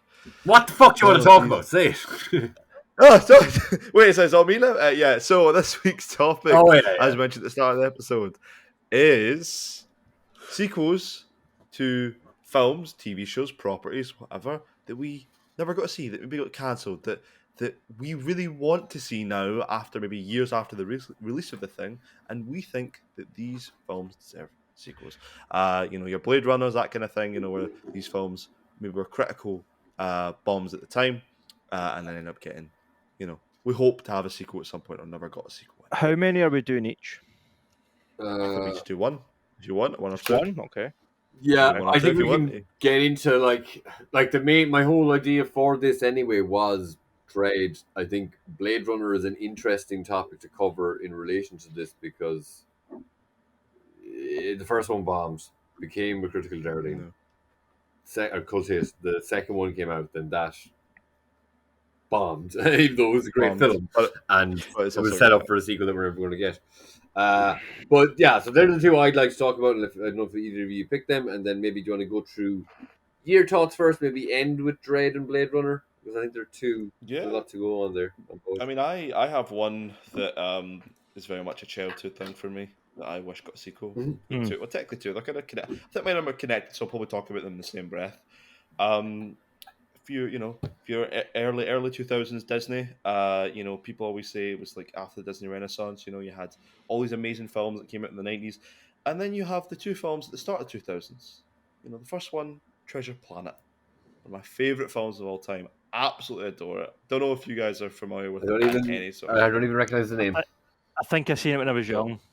So it is an adaptation of Robert Louis Stevenson's Treasure Island. Surprise, surprise. However, it's like futuristic steampunk, isn't it? It's futuristic. No, it doesn't ring a bell. It's animated beautifully. It's during that period where they did 3D and 2D animation combined together. Yes, phenomenal. It's such a comfort film for me. And the sequel for that film is phenomenal. The idea of it. So basically, you get Long John Silver's in it. He's cyborg Long John Silver is the character. Is he on the poster? Yeah, phenomenal. But the and you've got Jim Hawkins and stuff and all that kind of stuff. But then that film ends, he escapes, blah, blah, blah, blah. Jim's like, going to start off his new life, that kind of thing. Got a wee bit of treasure in his pocket after finding the lost alien treasure. The sequel to that film was going to take place where the main character, Jim Hawkins, was going to be a basically police academy, like space cadet kind of thing. Like he was going to be like part of the space cadet kind of thing. And the baddie of that film was going to be called Ironbeard and was going to be voiced by Willem Dafoe. Ha, nice. It's Jason Gordon, Joseph Gordon-Levitt. It's Joseph Gordon-Levitt. It's the Morton Short is Ben the Robot. The guy Ryan who plays Murray now, is yeah, South African actor, Mm. but born it looks like he lived in New York. yeah. I was thinking he might have been one of Bill Murray's brothers, but I don't think so. You've got Emma Thompson as well, who's Captain Amelia, who's the Weird Cat Lady. David Hyde Pierce is Dr. Delbert, who is another anthropomorphic kind of animal. But basically, there's some really good stuff in this film. It's animated really well. It's just one of those things, comfort film, and the sequel just sounds incredible. Just because we would have had Willem Dafoe as an animated bad guy. And just the idea of it, where it's like he's basically like space cadet kind of thing, and it's kind of cool. In that same breath, roughly in the same time, another film came out that had a phenomenal voice cast as well, or had a good voice cast, which was Atlantis: The Lost Empire, which is another one of my favorite films. And Atlantis: The Lost Empire has Michael J. Fox playing Milo Thatch, who's the main character. And people can say, "Oh, didn't that get a sequel?" No, it didn't get a sequel. It got there was supposed to be a TV show that got scrapped for Disney Channel that then they truncated into 3 episodes that was one movie, and it was terrible, and it's not animated well, and it looks horrible, and none of the original voice cast returned for it. Shit. Yeah, so the sequel to that, but there was originally supposed to be Blades of Chaos was supposed to be the second one. And that was supposed to have more of a kind of focus on, I think, Greek mythology, and stuff like that. Obviously, kind of sticking with the theme of Atlantis. And another wasted opportunity. And the main thing that these, aren't made by Disney was because they were absolutely proper bombs. However, the only kind of solace that I get from these two films becoming cult hits with a lot of people, especially my age, after they came out, is that they're getting 2 I think they're both getting live action remakes. Does he remake in live action? I think Atlantis will be great in live action. Apparently Tom Holland will be playing, is rumoured to play Milo Thatch, the main character. But those are 2 films that are like kind of kids films that when I was younger that I absolutely adored, and then they just didn't make enough money. And I think their sequels would have been phenomenal. Nice. I can't say I'm familiar with them. Years. I've heard of Treasure Planet, and I've heard of it being good, all right. And what was the other one? Was it just called Atlantis, or was it like Atlantis: The Lost Empire? I feel like those 2 films were like very similar in like their design, right? They are. They were very similarly designed because they were done at the same era and they had the same 3D, 2D animation. Yeah, because I remember seeing pictures of both and kind of getting confused. I thought they were the same film. Do you know what I mean? But it's because they both tried to like it's almost as if they were trying to tap into a different audience, which is like kind of pulpy adventure novel kind of thing, rather than traditional Disney kind of mythology kind of stuff. Honestly, I think they both hold up really well. There's some really funny stuff in them, both of them, and they're very well animated. I think you've not seen them before. There's a fan poster that, of course, has Zendaya in the other part. Yeah, but that would be. Oh, and speaking of fucking stupid cunts, sorry, not directed. Slightly directed to Tom Holland. Just it came into my head there, but I just like it's another thing to just give out about. And it's not where it might sound like it's going at first. He made a post about being taking a break from social media because of mental health. Mm-hmm. And what the fuck's her name? Comedian, takes a lot of slack. Was in Trainwreck. Oh, Amy Schumer. Amy Schumer made a Twitter post and was like, "Oh, well, I'm fucking doubling down on my social media use for my social health," and she was like clearly taking she wasn't like taking the piss out of Tom Holland. She was just being like, "Oh," it was like she was like tongue in cheek saying, mental health or social media is good for your mental health," and then everybody started going mental at her. She takes an awful lot of slack, and like I don't find her funny, but she's the most unfunny human thing I've seen. I mean, she's also has plagiarized other Yeah, comic she steals materials. our jokes. That was. There's some things from her show, but that's a team of writers working on that show. True, it's Like, very true. I mean, yeah, like, and I thought she came out around like it was a little bit Yeah. of time after Louis. And like I used to be a big Louis fan. To get into that in particular, why, he just did shitty things and then tried to cover them up to the last minute until he was found out. yeah, it was, But I thought her show was great now, but she had a team of writers. It wasn't just her. Like, she didn't vet every I single know, thing. I wouldn't even think. thought- I don't think the like it's clear someone was taking ideas from Sketch Show, but I still think she's generally quite funny. for me, I don't know. I don't know. I don't find her particularly funny. Yeah. There are female comics that I find really like. A lot of my comics I like are British though. Yeah. Like a lot of people like there's a lot of British comics that I really find funny. Sarah Pascoe is great. I like her. Sarah Pascoe's phenomenal. She's Scottish, Ashley is she not? Ashley No? B as well. Who? Sarah Pascoe. No, she's English. Oh, a Norden though, is it? Or Yeah. I don't know. I don't know, actually. Ashling B as well. Ashling. She's fucking Irish. She's good. No, she's Irish. She's phenomenal. Don't say it in such the same breath as fucking British or whatever. That's a huge thing in Ireland. British accents. I was seeing someone who was like British actress Sarah Rowland from Dublin. Yeah. It's like, well, yeah. Sorry, off topic there, but it's just I think just wait till Scotland goes independent and we claim back James McAvoy and everybody else that the English is claim for themselves. Andy Murray. As we pointed out, if you're good at something, you're British. Yeah. You're bad at something, you're Scottish. Yeah, we get. Yeah. If McAvoy ever gets done for some sort of heinous crime, then he'll be Scottish again. Yeah. Oh, Andy Murray wins Wimbledon. Is he still married to the woman from the UK Shameless? I don't know. Ooh. I think they are. I just think she's in some like it's like her who's fucking Scottish or English and some English actor or in some new Irish show. And it's like, you fucking dickheads, get out of there. Sorry, that came to my head because it's kind of topical and it's to Tom Holland, and I think Amy Schumer's existence just annoys people to no end. It's just like, sorry, Daniel. Yes. What are your choices? So I was between a few. I was thinking like I was going to say Edge of Tomorrow, but we talked about Edge of Tomorrow last week, so I'm changing. I'm swapping direction. That was phenomenal. That's one of the best Tom Cruise films. It's a great movie. But we spoke about it last week on the Alien episode. Again, I'll link that below. But Kill Bill 3. See, this whole topic idea when it was brought up, I was like, I don't know, man. Like sequels can I go against a lot of what I like to see. I like to see original ideas. I like to see, especially for directors like Tarantino that has never made a sequel, or like Chris Nolan's worst film was a sequel in Dark Knight Rises.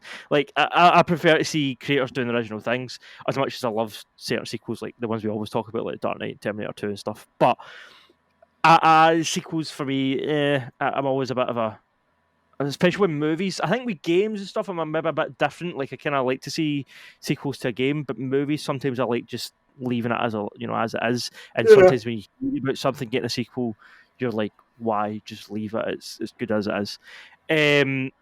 However, the exception is Kill Bill 3 because Tarantino's been speaking for years about the idea of doing Kill Bill 3, and we already know the basic outline of the plot would be Vivica Fox's character, Copperhead, her daughter. Obviously, if you've seen the first Kill Bill movie, I think she's one of the first assassins that you see getting killed, in her house, and the daughter witnesses that.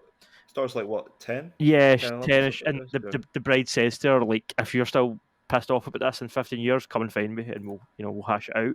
So what you do is, we mentioned Zendaya earlier. You get Zendaya, you cast her as is it Nikki? I think the daughter's name was. Cast her as Nikki, and you bring Uma Thurman back, and you also bring back Maya Hawke, because at the end of Kill Bill, she obviously has a daughter. Maya Hawke's a great actress in real life. She is also Uma Thurman's daughter. You get the three of them, and you have a badass movie. Maybe you could have Nikki, Zendaya's character, killing the bride at the very start of the movie. I could open the film, I think the issue with that, Dan, is I'm pretty sure Uma Thurman said she would never work with Tarantino again. I'm pretty sure. Did she? What's it say that? I don't. I heard Apparently, it. a lot of stuff on set was not great for So, Kill Bill, and it I was heard just that they were on Character good thing. terms. She doesn't blame him though. Yeah. Yeah, Sure, I it thought was she a, did. it was a, it was a Fair stunt coordinator. I think she had a problem with, enough. and I think Thank you. Yeah, she had issues obviously, but she doesn't hold it against him because people were coming out against him at the time. I don't think she, to my knowledge, like she wasn't happy with the situation. It I didn't cause think they You know what? issues, didn't. I don't think they were on good terms for a while, and I think now That's they're what back on good terms. I And think that's what it was. Because I remember. I think it was a also, week. This was a while ago. yeah, and also Maya quite a was big, in the fucking Once Upon a Time Hollywood. yeah. Do you know But what? Fair enough. also, a big thing recently was the cringy moment at the Oscars where the three of them from Pulp Fiction came out and did the dance, or Travolta and Uma Thurman did the dance for Pulp Fiction. So Yeah. again, that's a pretty public shout out to Tarantino. Well, he wasn't there though. So, No, I It was was. probably sorry, just being Tarantino. Dev's advocate on that. Doesn't like. But yeah, I don't know. Just make Kill Bill 3. It's the only sequel that I want to see Tarantino make.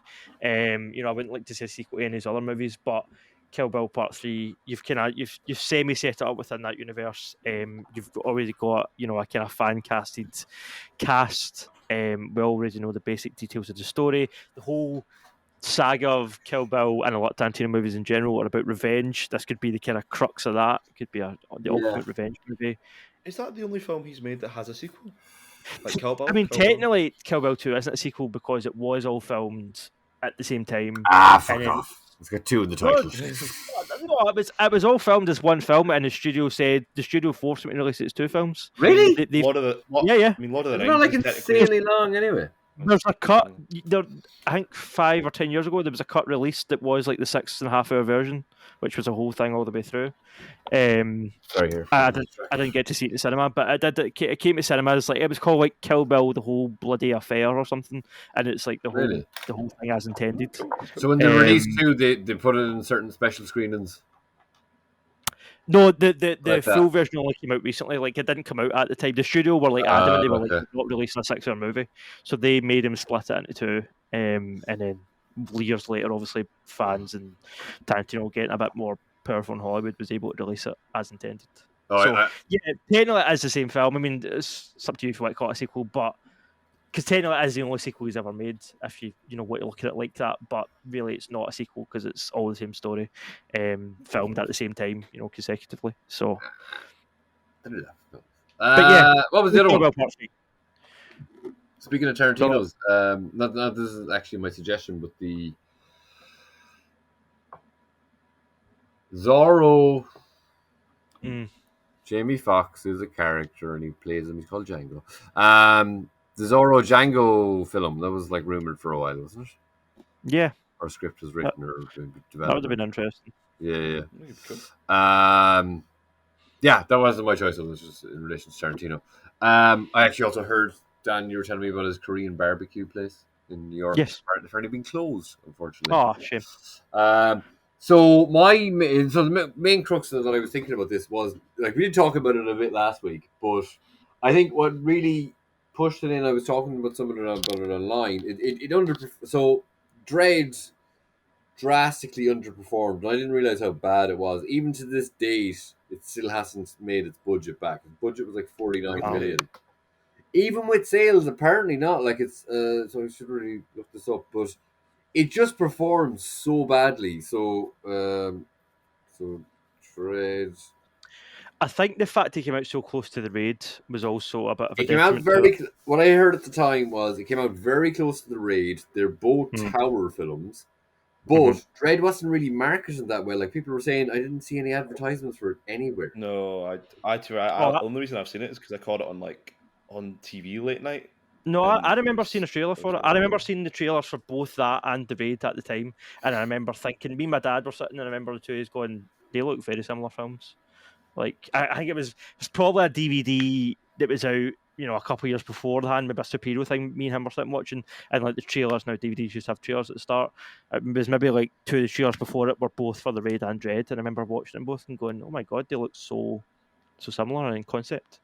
I mean, I love both. I do prefer the raid, like if I had to pick, but I would love to see more Dread.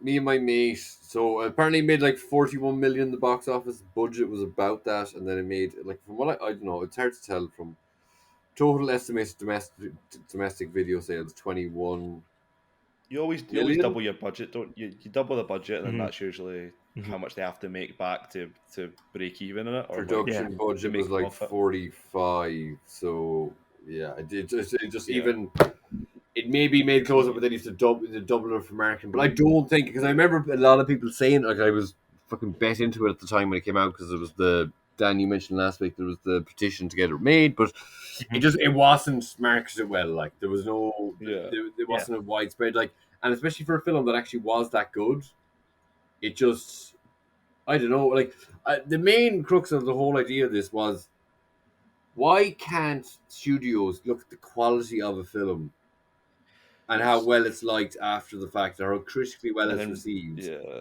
and judge their, like, because that's why I think Blade Runner came into it, is that, like, they did make it and eventually make a Blade Runner sequel, because of how well it was culturally received, and then a really good filmmaker make it, and even that sequel set up a sequel, but that was very well received, but it was never came to be because fucking I mean, there's your reasoning right there. Is Yeah. that, like, It's all about money. Bottom if you do something like that, and then you end up with Blade Runner where it doesn't make any money, even though it's a critically acclaimed film, The same thing happened studios are just in gaming recently. Mirror's Edge. I don't know if you guys are aware of Mirror's Edge. It was like Mirror's, a phenomenal wee game that came out, developed by EA when EA were still worth something, in the PS3 era, and people demanded a sequel for years, and they made a sequel, Edge is- and no one bought it, and made no money. strange.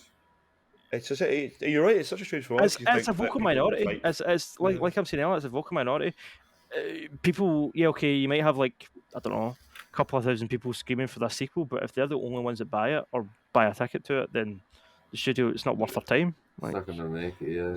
I think there's a lot more money to be made as well if they made it a TV show, which I think they were. What, they made Dredd, a you mean? TV show. Yeah. Made a Dredd TV show, because TV shows, I know they could be expensive, but you can do a decently budgeted TV show, sell off the rights and all that kind of stuff, and then if it's well received, you make money off of syndication and stuff like that. Like, There's more of a long-term there's return, more- I think. Yeah. there's more of a long-term return. Yeah, people will come back to it, and- because, like, even they take into account when people join the streaming service, a certain amount of that is, do they remember to fucking unsubscribe, or do they just keep it there and like whatever? And you're looking at, like, Carl Urban is a big name now as well. Another TV show set with him in it maybe would be expensive to make, so you probably have to see it on something like Amazon, or probably Amazon because of the boys and stuff. But if you had another TV show with him in the lead, I feel like it would make a lot of money. Yeah. There'd be a lot of hype around it. Especially if it's off another the boys, comic book property. off the success of the boys, yeah. And even with Dredd, like, in the first film, and then hopefully they can keep to it, he doesn't take his mask off, because that's what Dredd is. The boys showed how brutal a TV show can be and get away with it and be widestream popularity. Yep. Make it to fucking You know? Obama's fucking top 20 list of the year or whatever. Was it? Always was, yeah. It was like That's interesting. top TV shows. And I get, but not only that, and, like, look, he's a public figure, not for everyone, blah, blah, blah. But, like, the shows he had in with that, it's just, I think, is a good mark of quality or whatever. Look, Dredd, as far as, like, even like Scott Pilgrim, I was thinking maybe would I put that in on this list? It's like, not really. I don't think it needs a sequel. Nah. But Scott Pilgrim is such a fucking strong adaptation of the source material. Dredd doesn't take off his fucking helmet once. Yeah, he goes up against some random person. He's brutal. He like threatens to arrest people. I mean, what's it? Bloody Cersei from Game of Thrones is the baddie, isn't she? Yeah. And before that even came up yeah. that much, I think it was 2012. I think it came out. It was like the early doors of Game of Thrones, I think. Yeah, she was in it. Same as how you see, you know, it's like, yeah, she's in it, but it's before Game of Thrones became what it was by season 2 or season 3 or whatever. But I definitely think there's something to be said as well with the fact that maybe the 90s film as well put a bad, because I think that would have still been in film memory for a lot of people who were able to go see Dredd at the time. and people who associate Dredd with the terrible Stallone film of and Well, look at what Yeah. happened to like the Batman. I mean, the same thing happened there because of the sour taste that the Clooney movie left.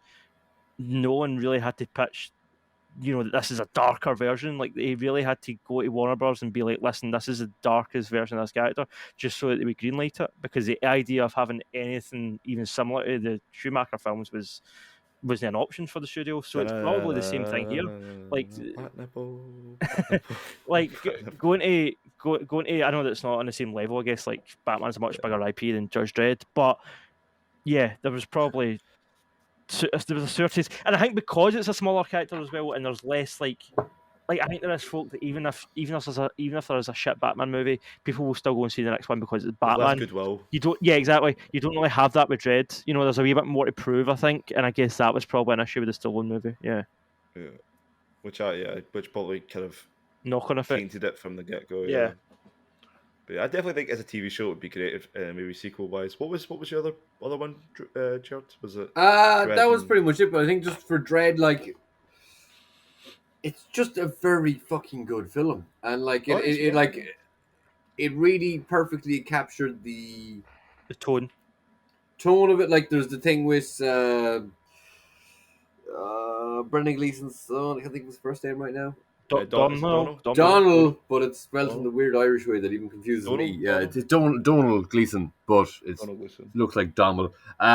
He has the weird kind of Birch 2000 AD eyes that are digital and stuff, and like there's a sad little bit of horror there. There's a particularly like Dredd says to a guy at the start when he's going into the Tower of Blocks, he's like, when I come back out of there, you're going to be fucking arrested for whatever, loitering or sleeping rough. And then like the door closes and kills him. And then he's just like, oh, sorry, or whatever. And like he's just heartless like Dredd is in the comics. Like he just arresting people for nothing. Anderson has this weird kind of like she's in the, like 2000 AD and Dredd's world in the comics. They do have mutants. They are mostly just telepaths. That was quite interestingly done. Not completely. She like has a psychic battle with the guy who's he's in The Wire. What's his name?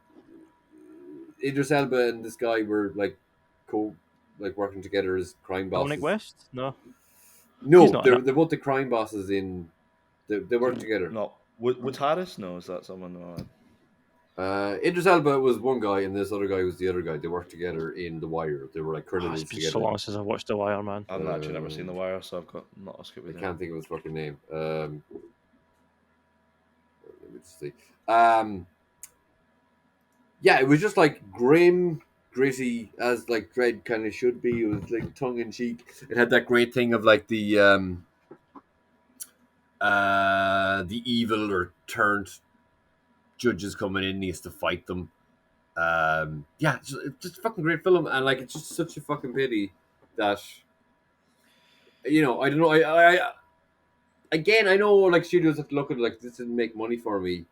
We can't go and make it, but like in a world where like shit things get made, I mean, yes, fair enough, they make money, but why can't good things be made again? I'm basically just moaning. Is my whole thought for this topic. The last time there was any sort of news about it was 2017, to be honest, about any sort of further development, and that was when the whole Mega City 1 TV series was slated to come out. If you remember that? Yeah. But yeah, that's the last pretty much any sort of development stuff on a sequel to Dredd. Am I tripping here, or was talking about District 9 was Neil Blomkamp connected to the Mega City 1 show at one point, or am I totally making that up? You could be right. I'll have a quick look. I thought after the Alien thing got cancelled, the next rumour was that he was working on Mega City 1 and then that get cancelled, but I might be wrong about that. Wood Harris, you're right. So that's the name of the actor, and he played Devon Barksdale, who worked with Stringer Bell. Yeah, well, I think we kind of briefly mentioned it last week that there was mention of it very recently by the writer, who like seemed to be quite adamant of saying like, look, I'd make it whenever they make it, but the chances of it actually being made I think, and the money being put to it. I don't know, like, I just feel like make something again that's really small budgeted. I know there was some kind of short film made, kind of technically in the world. Judge Minty. Hmm? Is that Judge Minty that you're talking about? Possibly, yeah. But like, in fairness, then That's fun. the budget is ridiculously low. But like, I don't know. See, Carl Urban, do you want to just make a fucking short film about this and see how far we go? So here's the thing. Mega City 1 is still in development, apparently. Oh yeah. And also there is an official sequel to the Judge Dredd movie. That is a comic book. Oh, well, yeah. 2-part comic book. Dredd Final Judgment. 2-part miniseries set the same universe as the movie. I think they'd mentioned like trying to bring in the judge deaths and the supernatural judges, which is a very fucked up part of that whole mythology because it's like everything's all clones and robots, and then there's just these supernatural ghosts. Fucking Yeah, judges. Mega City 1 still. It's on hold due to the pandemic. Well, it was, but Maybe that's it. Yeah. as of 2022, which earlier this year, it's still. As of June 1st, 2022, it's still in development. Oh, so it is. I thought it was just a spin-off, not including Dredd, but No. Judge Dredd is supposed to be the main character. It's supposed possibly, but they haven't said if it's going to be Urban or if it's going to be someone else. Because he's like, whether or not I'm actually involved in the series, it's still going to be, I wish them the best of luck and all that kind of stuff. So he might not be in it, but he might be in it. Who knows? Okay, so maybe it's not as much deaths in it because, like, yeah, I think the writers and the developer of the show was saying like, "Wait, look, I'm not going to give it up," but so we could potentially still get it, but it's just like, please, like, it's there's not like I don't know. You just think would someone not be like, "Look, this is an English property, basically." We don't have. There's plenty of superhero comics. Like there is, I guess. There's been like V for Vendetta. There's been Watchmen, which technically, but Judge Dredd is as American as Mega City 1 is supposed to be. So it's like it's basically built on America after the bomb, but it's as English as you can possibly get. Judge Dredd, as far as the superhero property. Just fucking make it like it's. Yeah. Just do it like it was good. Like I'm sure you'll find the audience for it. Like if you make something Just that's throw good. $40 million at. Yeah, like 40 million. Just put Roller Drome online. Like, how hard is it? Just do it. Just don't cancel a film that's almost in post production. Yeah, I don't know. Just do it, like, just like I can't believe. stop being God, dickheads, DC, like. Jesus. Sorry, I will always bring it back, but like that film was finished. They could have released that at the streaming service, and it would have been fine. It would have What made film? money based on Michael Keaton back it up. alone. Yeah. Back it up. Would have 100%. Brendan Fraser and Michael Keaton in the same film. Yep. 100% would have made money. Yeah. It's weird. I don't know. There's no point. Back as a tax write-off. Anyway, Massimo, what is yours? I think that's it. That's what I came out for Your Atlantis. two Disney ones. Are you happy with that? Yeah, I'm happy with that. I think for me, you could talk to the cows, come home about what films that you want to have sequels. I think for me personally, those two hold a special place in my heart because I think they deserve it a lot better than they got. Yeah. It's just do it. To chuck in a game idea, I want to see a sequel to Alien Isolation, please. I mean, there was a game called Aliens Dark Descent announced at the Summer Game Fest. That's awesome CG trailer, and I was like, yes, we're getting a sequel to Alien Isolation. And then the end, it showed you gameplay, and it's some shitty isometric like co-op game. I was like, Isometric. How do you mean isometric? That's the view. Like, top down, like right? diagonal view. Well, diagonal, yeah, like the X-Men Legends. Oh, X-Men Legends games. I know we got an Ultimate Alliance 1, 2, and then we eventually got 3, which is very different from what the Ultimate Alliance games were. But I've mentioned this before, but anytime anyone mentions X-Men Legends games, they're like, oh, this is kind of like a prequel to the Ultimate Alliance. It's the exact same game, it just has a different fucking name. It's got more characters. I don't know. Make a good X-Men game. There's plenty of them. If it was maybe games, I would maybe Bully would probably be a fun one. Mm-hmm. That gets a cool Rockstar and stuff like that. Just something a bit different. Well, and we mentioned Max Payne earlier. I'd like to see. I mean, Max Payne. Max Payne 1 and 2 is getting a remake, so hopefully might lead to. I love Max Payne 3. Oh, me too. I think that I thought it was alright. Yeah, it just didn't get a lot of love, like because it was almost sandwiched in between what the two GTAs. Yeah. It was sandwiched it was kind of Okay, it's not Rockstar publish it, Yeah, I think it was the. but I don't think it. develop it. I think it was Who developed by was it? Rockstar in America, but it was published by like. It's, It yeah, wasn't. It because wasn't the Scottish team that done it. They were doing yeah, GTA. they've got Max But Payne's it's always like been weird. it was like one of the Oh. American sub Rockstar Studios, I think, that made it. But it was Yeah, still, but it was I- still developed by the first two games weren't developed by Rockstar. The third Yeah, one I was, suppose. but not Was by that the kind of like Scottish Rockstar. Ubisoft or something? Who did the third one? No, it wasn't something weird. No, the third one was The third one definitely was Rockstar, Rockstar, but it was but it was maybe a developed. different. It wasn't It's the not main. North. Was it Rockstar North, which is the main studio? Aye, exactly. Okay. It was like Yeah, Rockstar Rockstar San North's Diego like- or yeah. something. Yeah. I just felt like 3 was weird. It was like very not weird in a bad way, but it just didn't really feel like I don't know. The first, It wasn't like the Miami developer or that made the something. first two Max Payne games, they did that recent game Control. They're the team that Oh, did. is that- They did Max Payne 1 and 2. They're Remedy, Remedy, that's it. who did Alan Wake as well. Yeah. Ah. They did the first two Max Payne games. So I think they're. I don't know who's doing. I can't remember who's doing the remake. I did write a story on it on Keen Gamer. But aye, do Max Payne 4, please. That'd be cool. Please, that'd be good. I think that's another one. Spider fingers. Is this anything? Ooh. I Uh, think we're going mad because we've been here for 2.5 hours. longer even, is it? When we started, it's nearly 3. We started when we teamed up. We started recording. This is Yeah. This is a shorter episode than last week. I'll just say that. Yeah, and then me and I mean, Dan to get me- together, it just seems to go into like an epic or whatever. We need a Massimo to Could be wrap dying it up. I'm dying of starvation. Yeah, I'm fucking Um, off hungry. Yeah. Is there anything else you want to say before we go? Any other kind of other wee tidbits of things we want to see? Maybe Just do it. see if we got. Just do it. Do it. More Metal Gear shout Solid, out. technically. Yeah, Yeah. Yeah. I'd rather see a remake. PT. Yeah, PT? well, yeah, PT of course. Yeah, PTs. PT. Yeah, 100%. Just what a A waste. sequel to PT being Silent Hills would be. That's very confusing because PT does stand for playable trailer. Playable teaser. Yeah, yeah. Yeah, Playable so teaser. just call it something else. It's confusing. But I also think it's. I have to remember that it's Silent Hill, isn't it? Yeah. Yes. So- It's Silent Hill. Just do Silent House, please. Just do it. Regardless of that, See, ship it. right? I think we've been here for long enough talking about stuff. Anyway, if you guys have your own thoughts, the audience out there, the two people who are still listening to this in the background while you're doing hoovering, if you have any thoughts or ideas or What kind do you of, wanna see? films, what would you want to see get a sequel that you never got a sequel? Terminator leave it in 2. the comments below.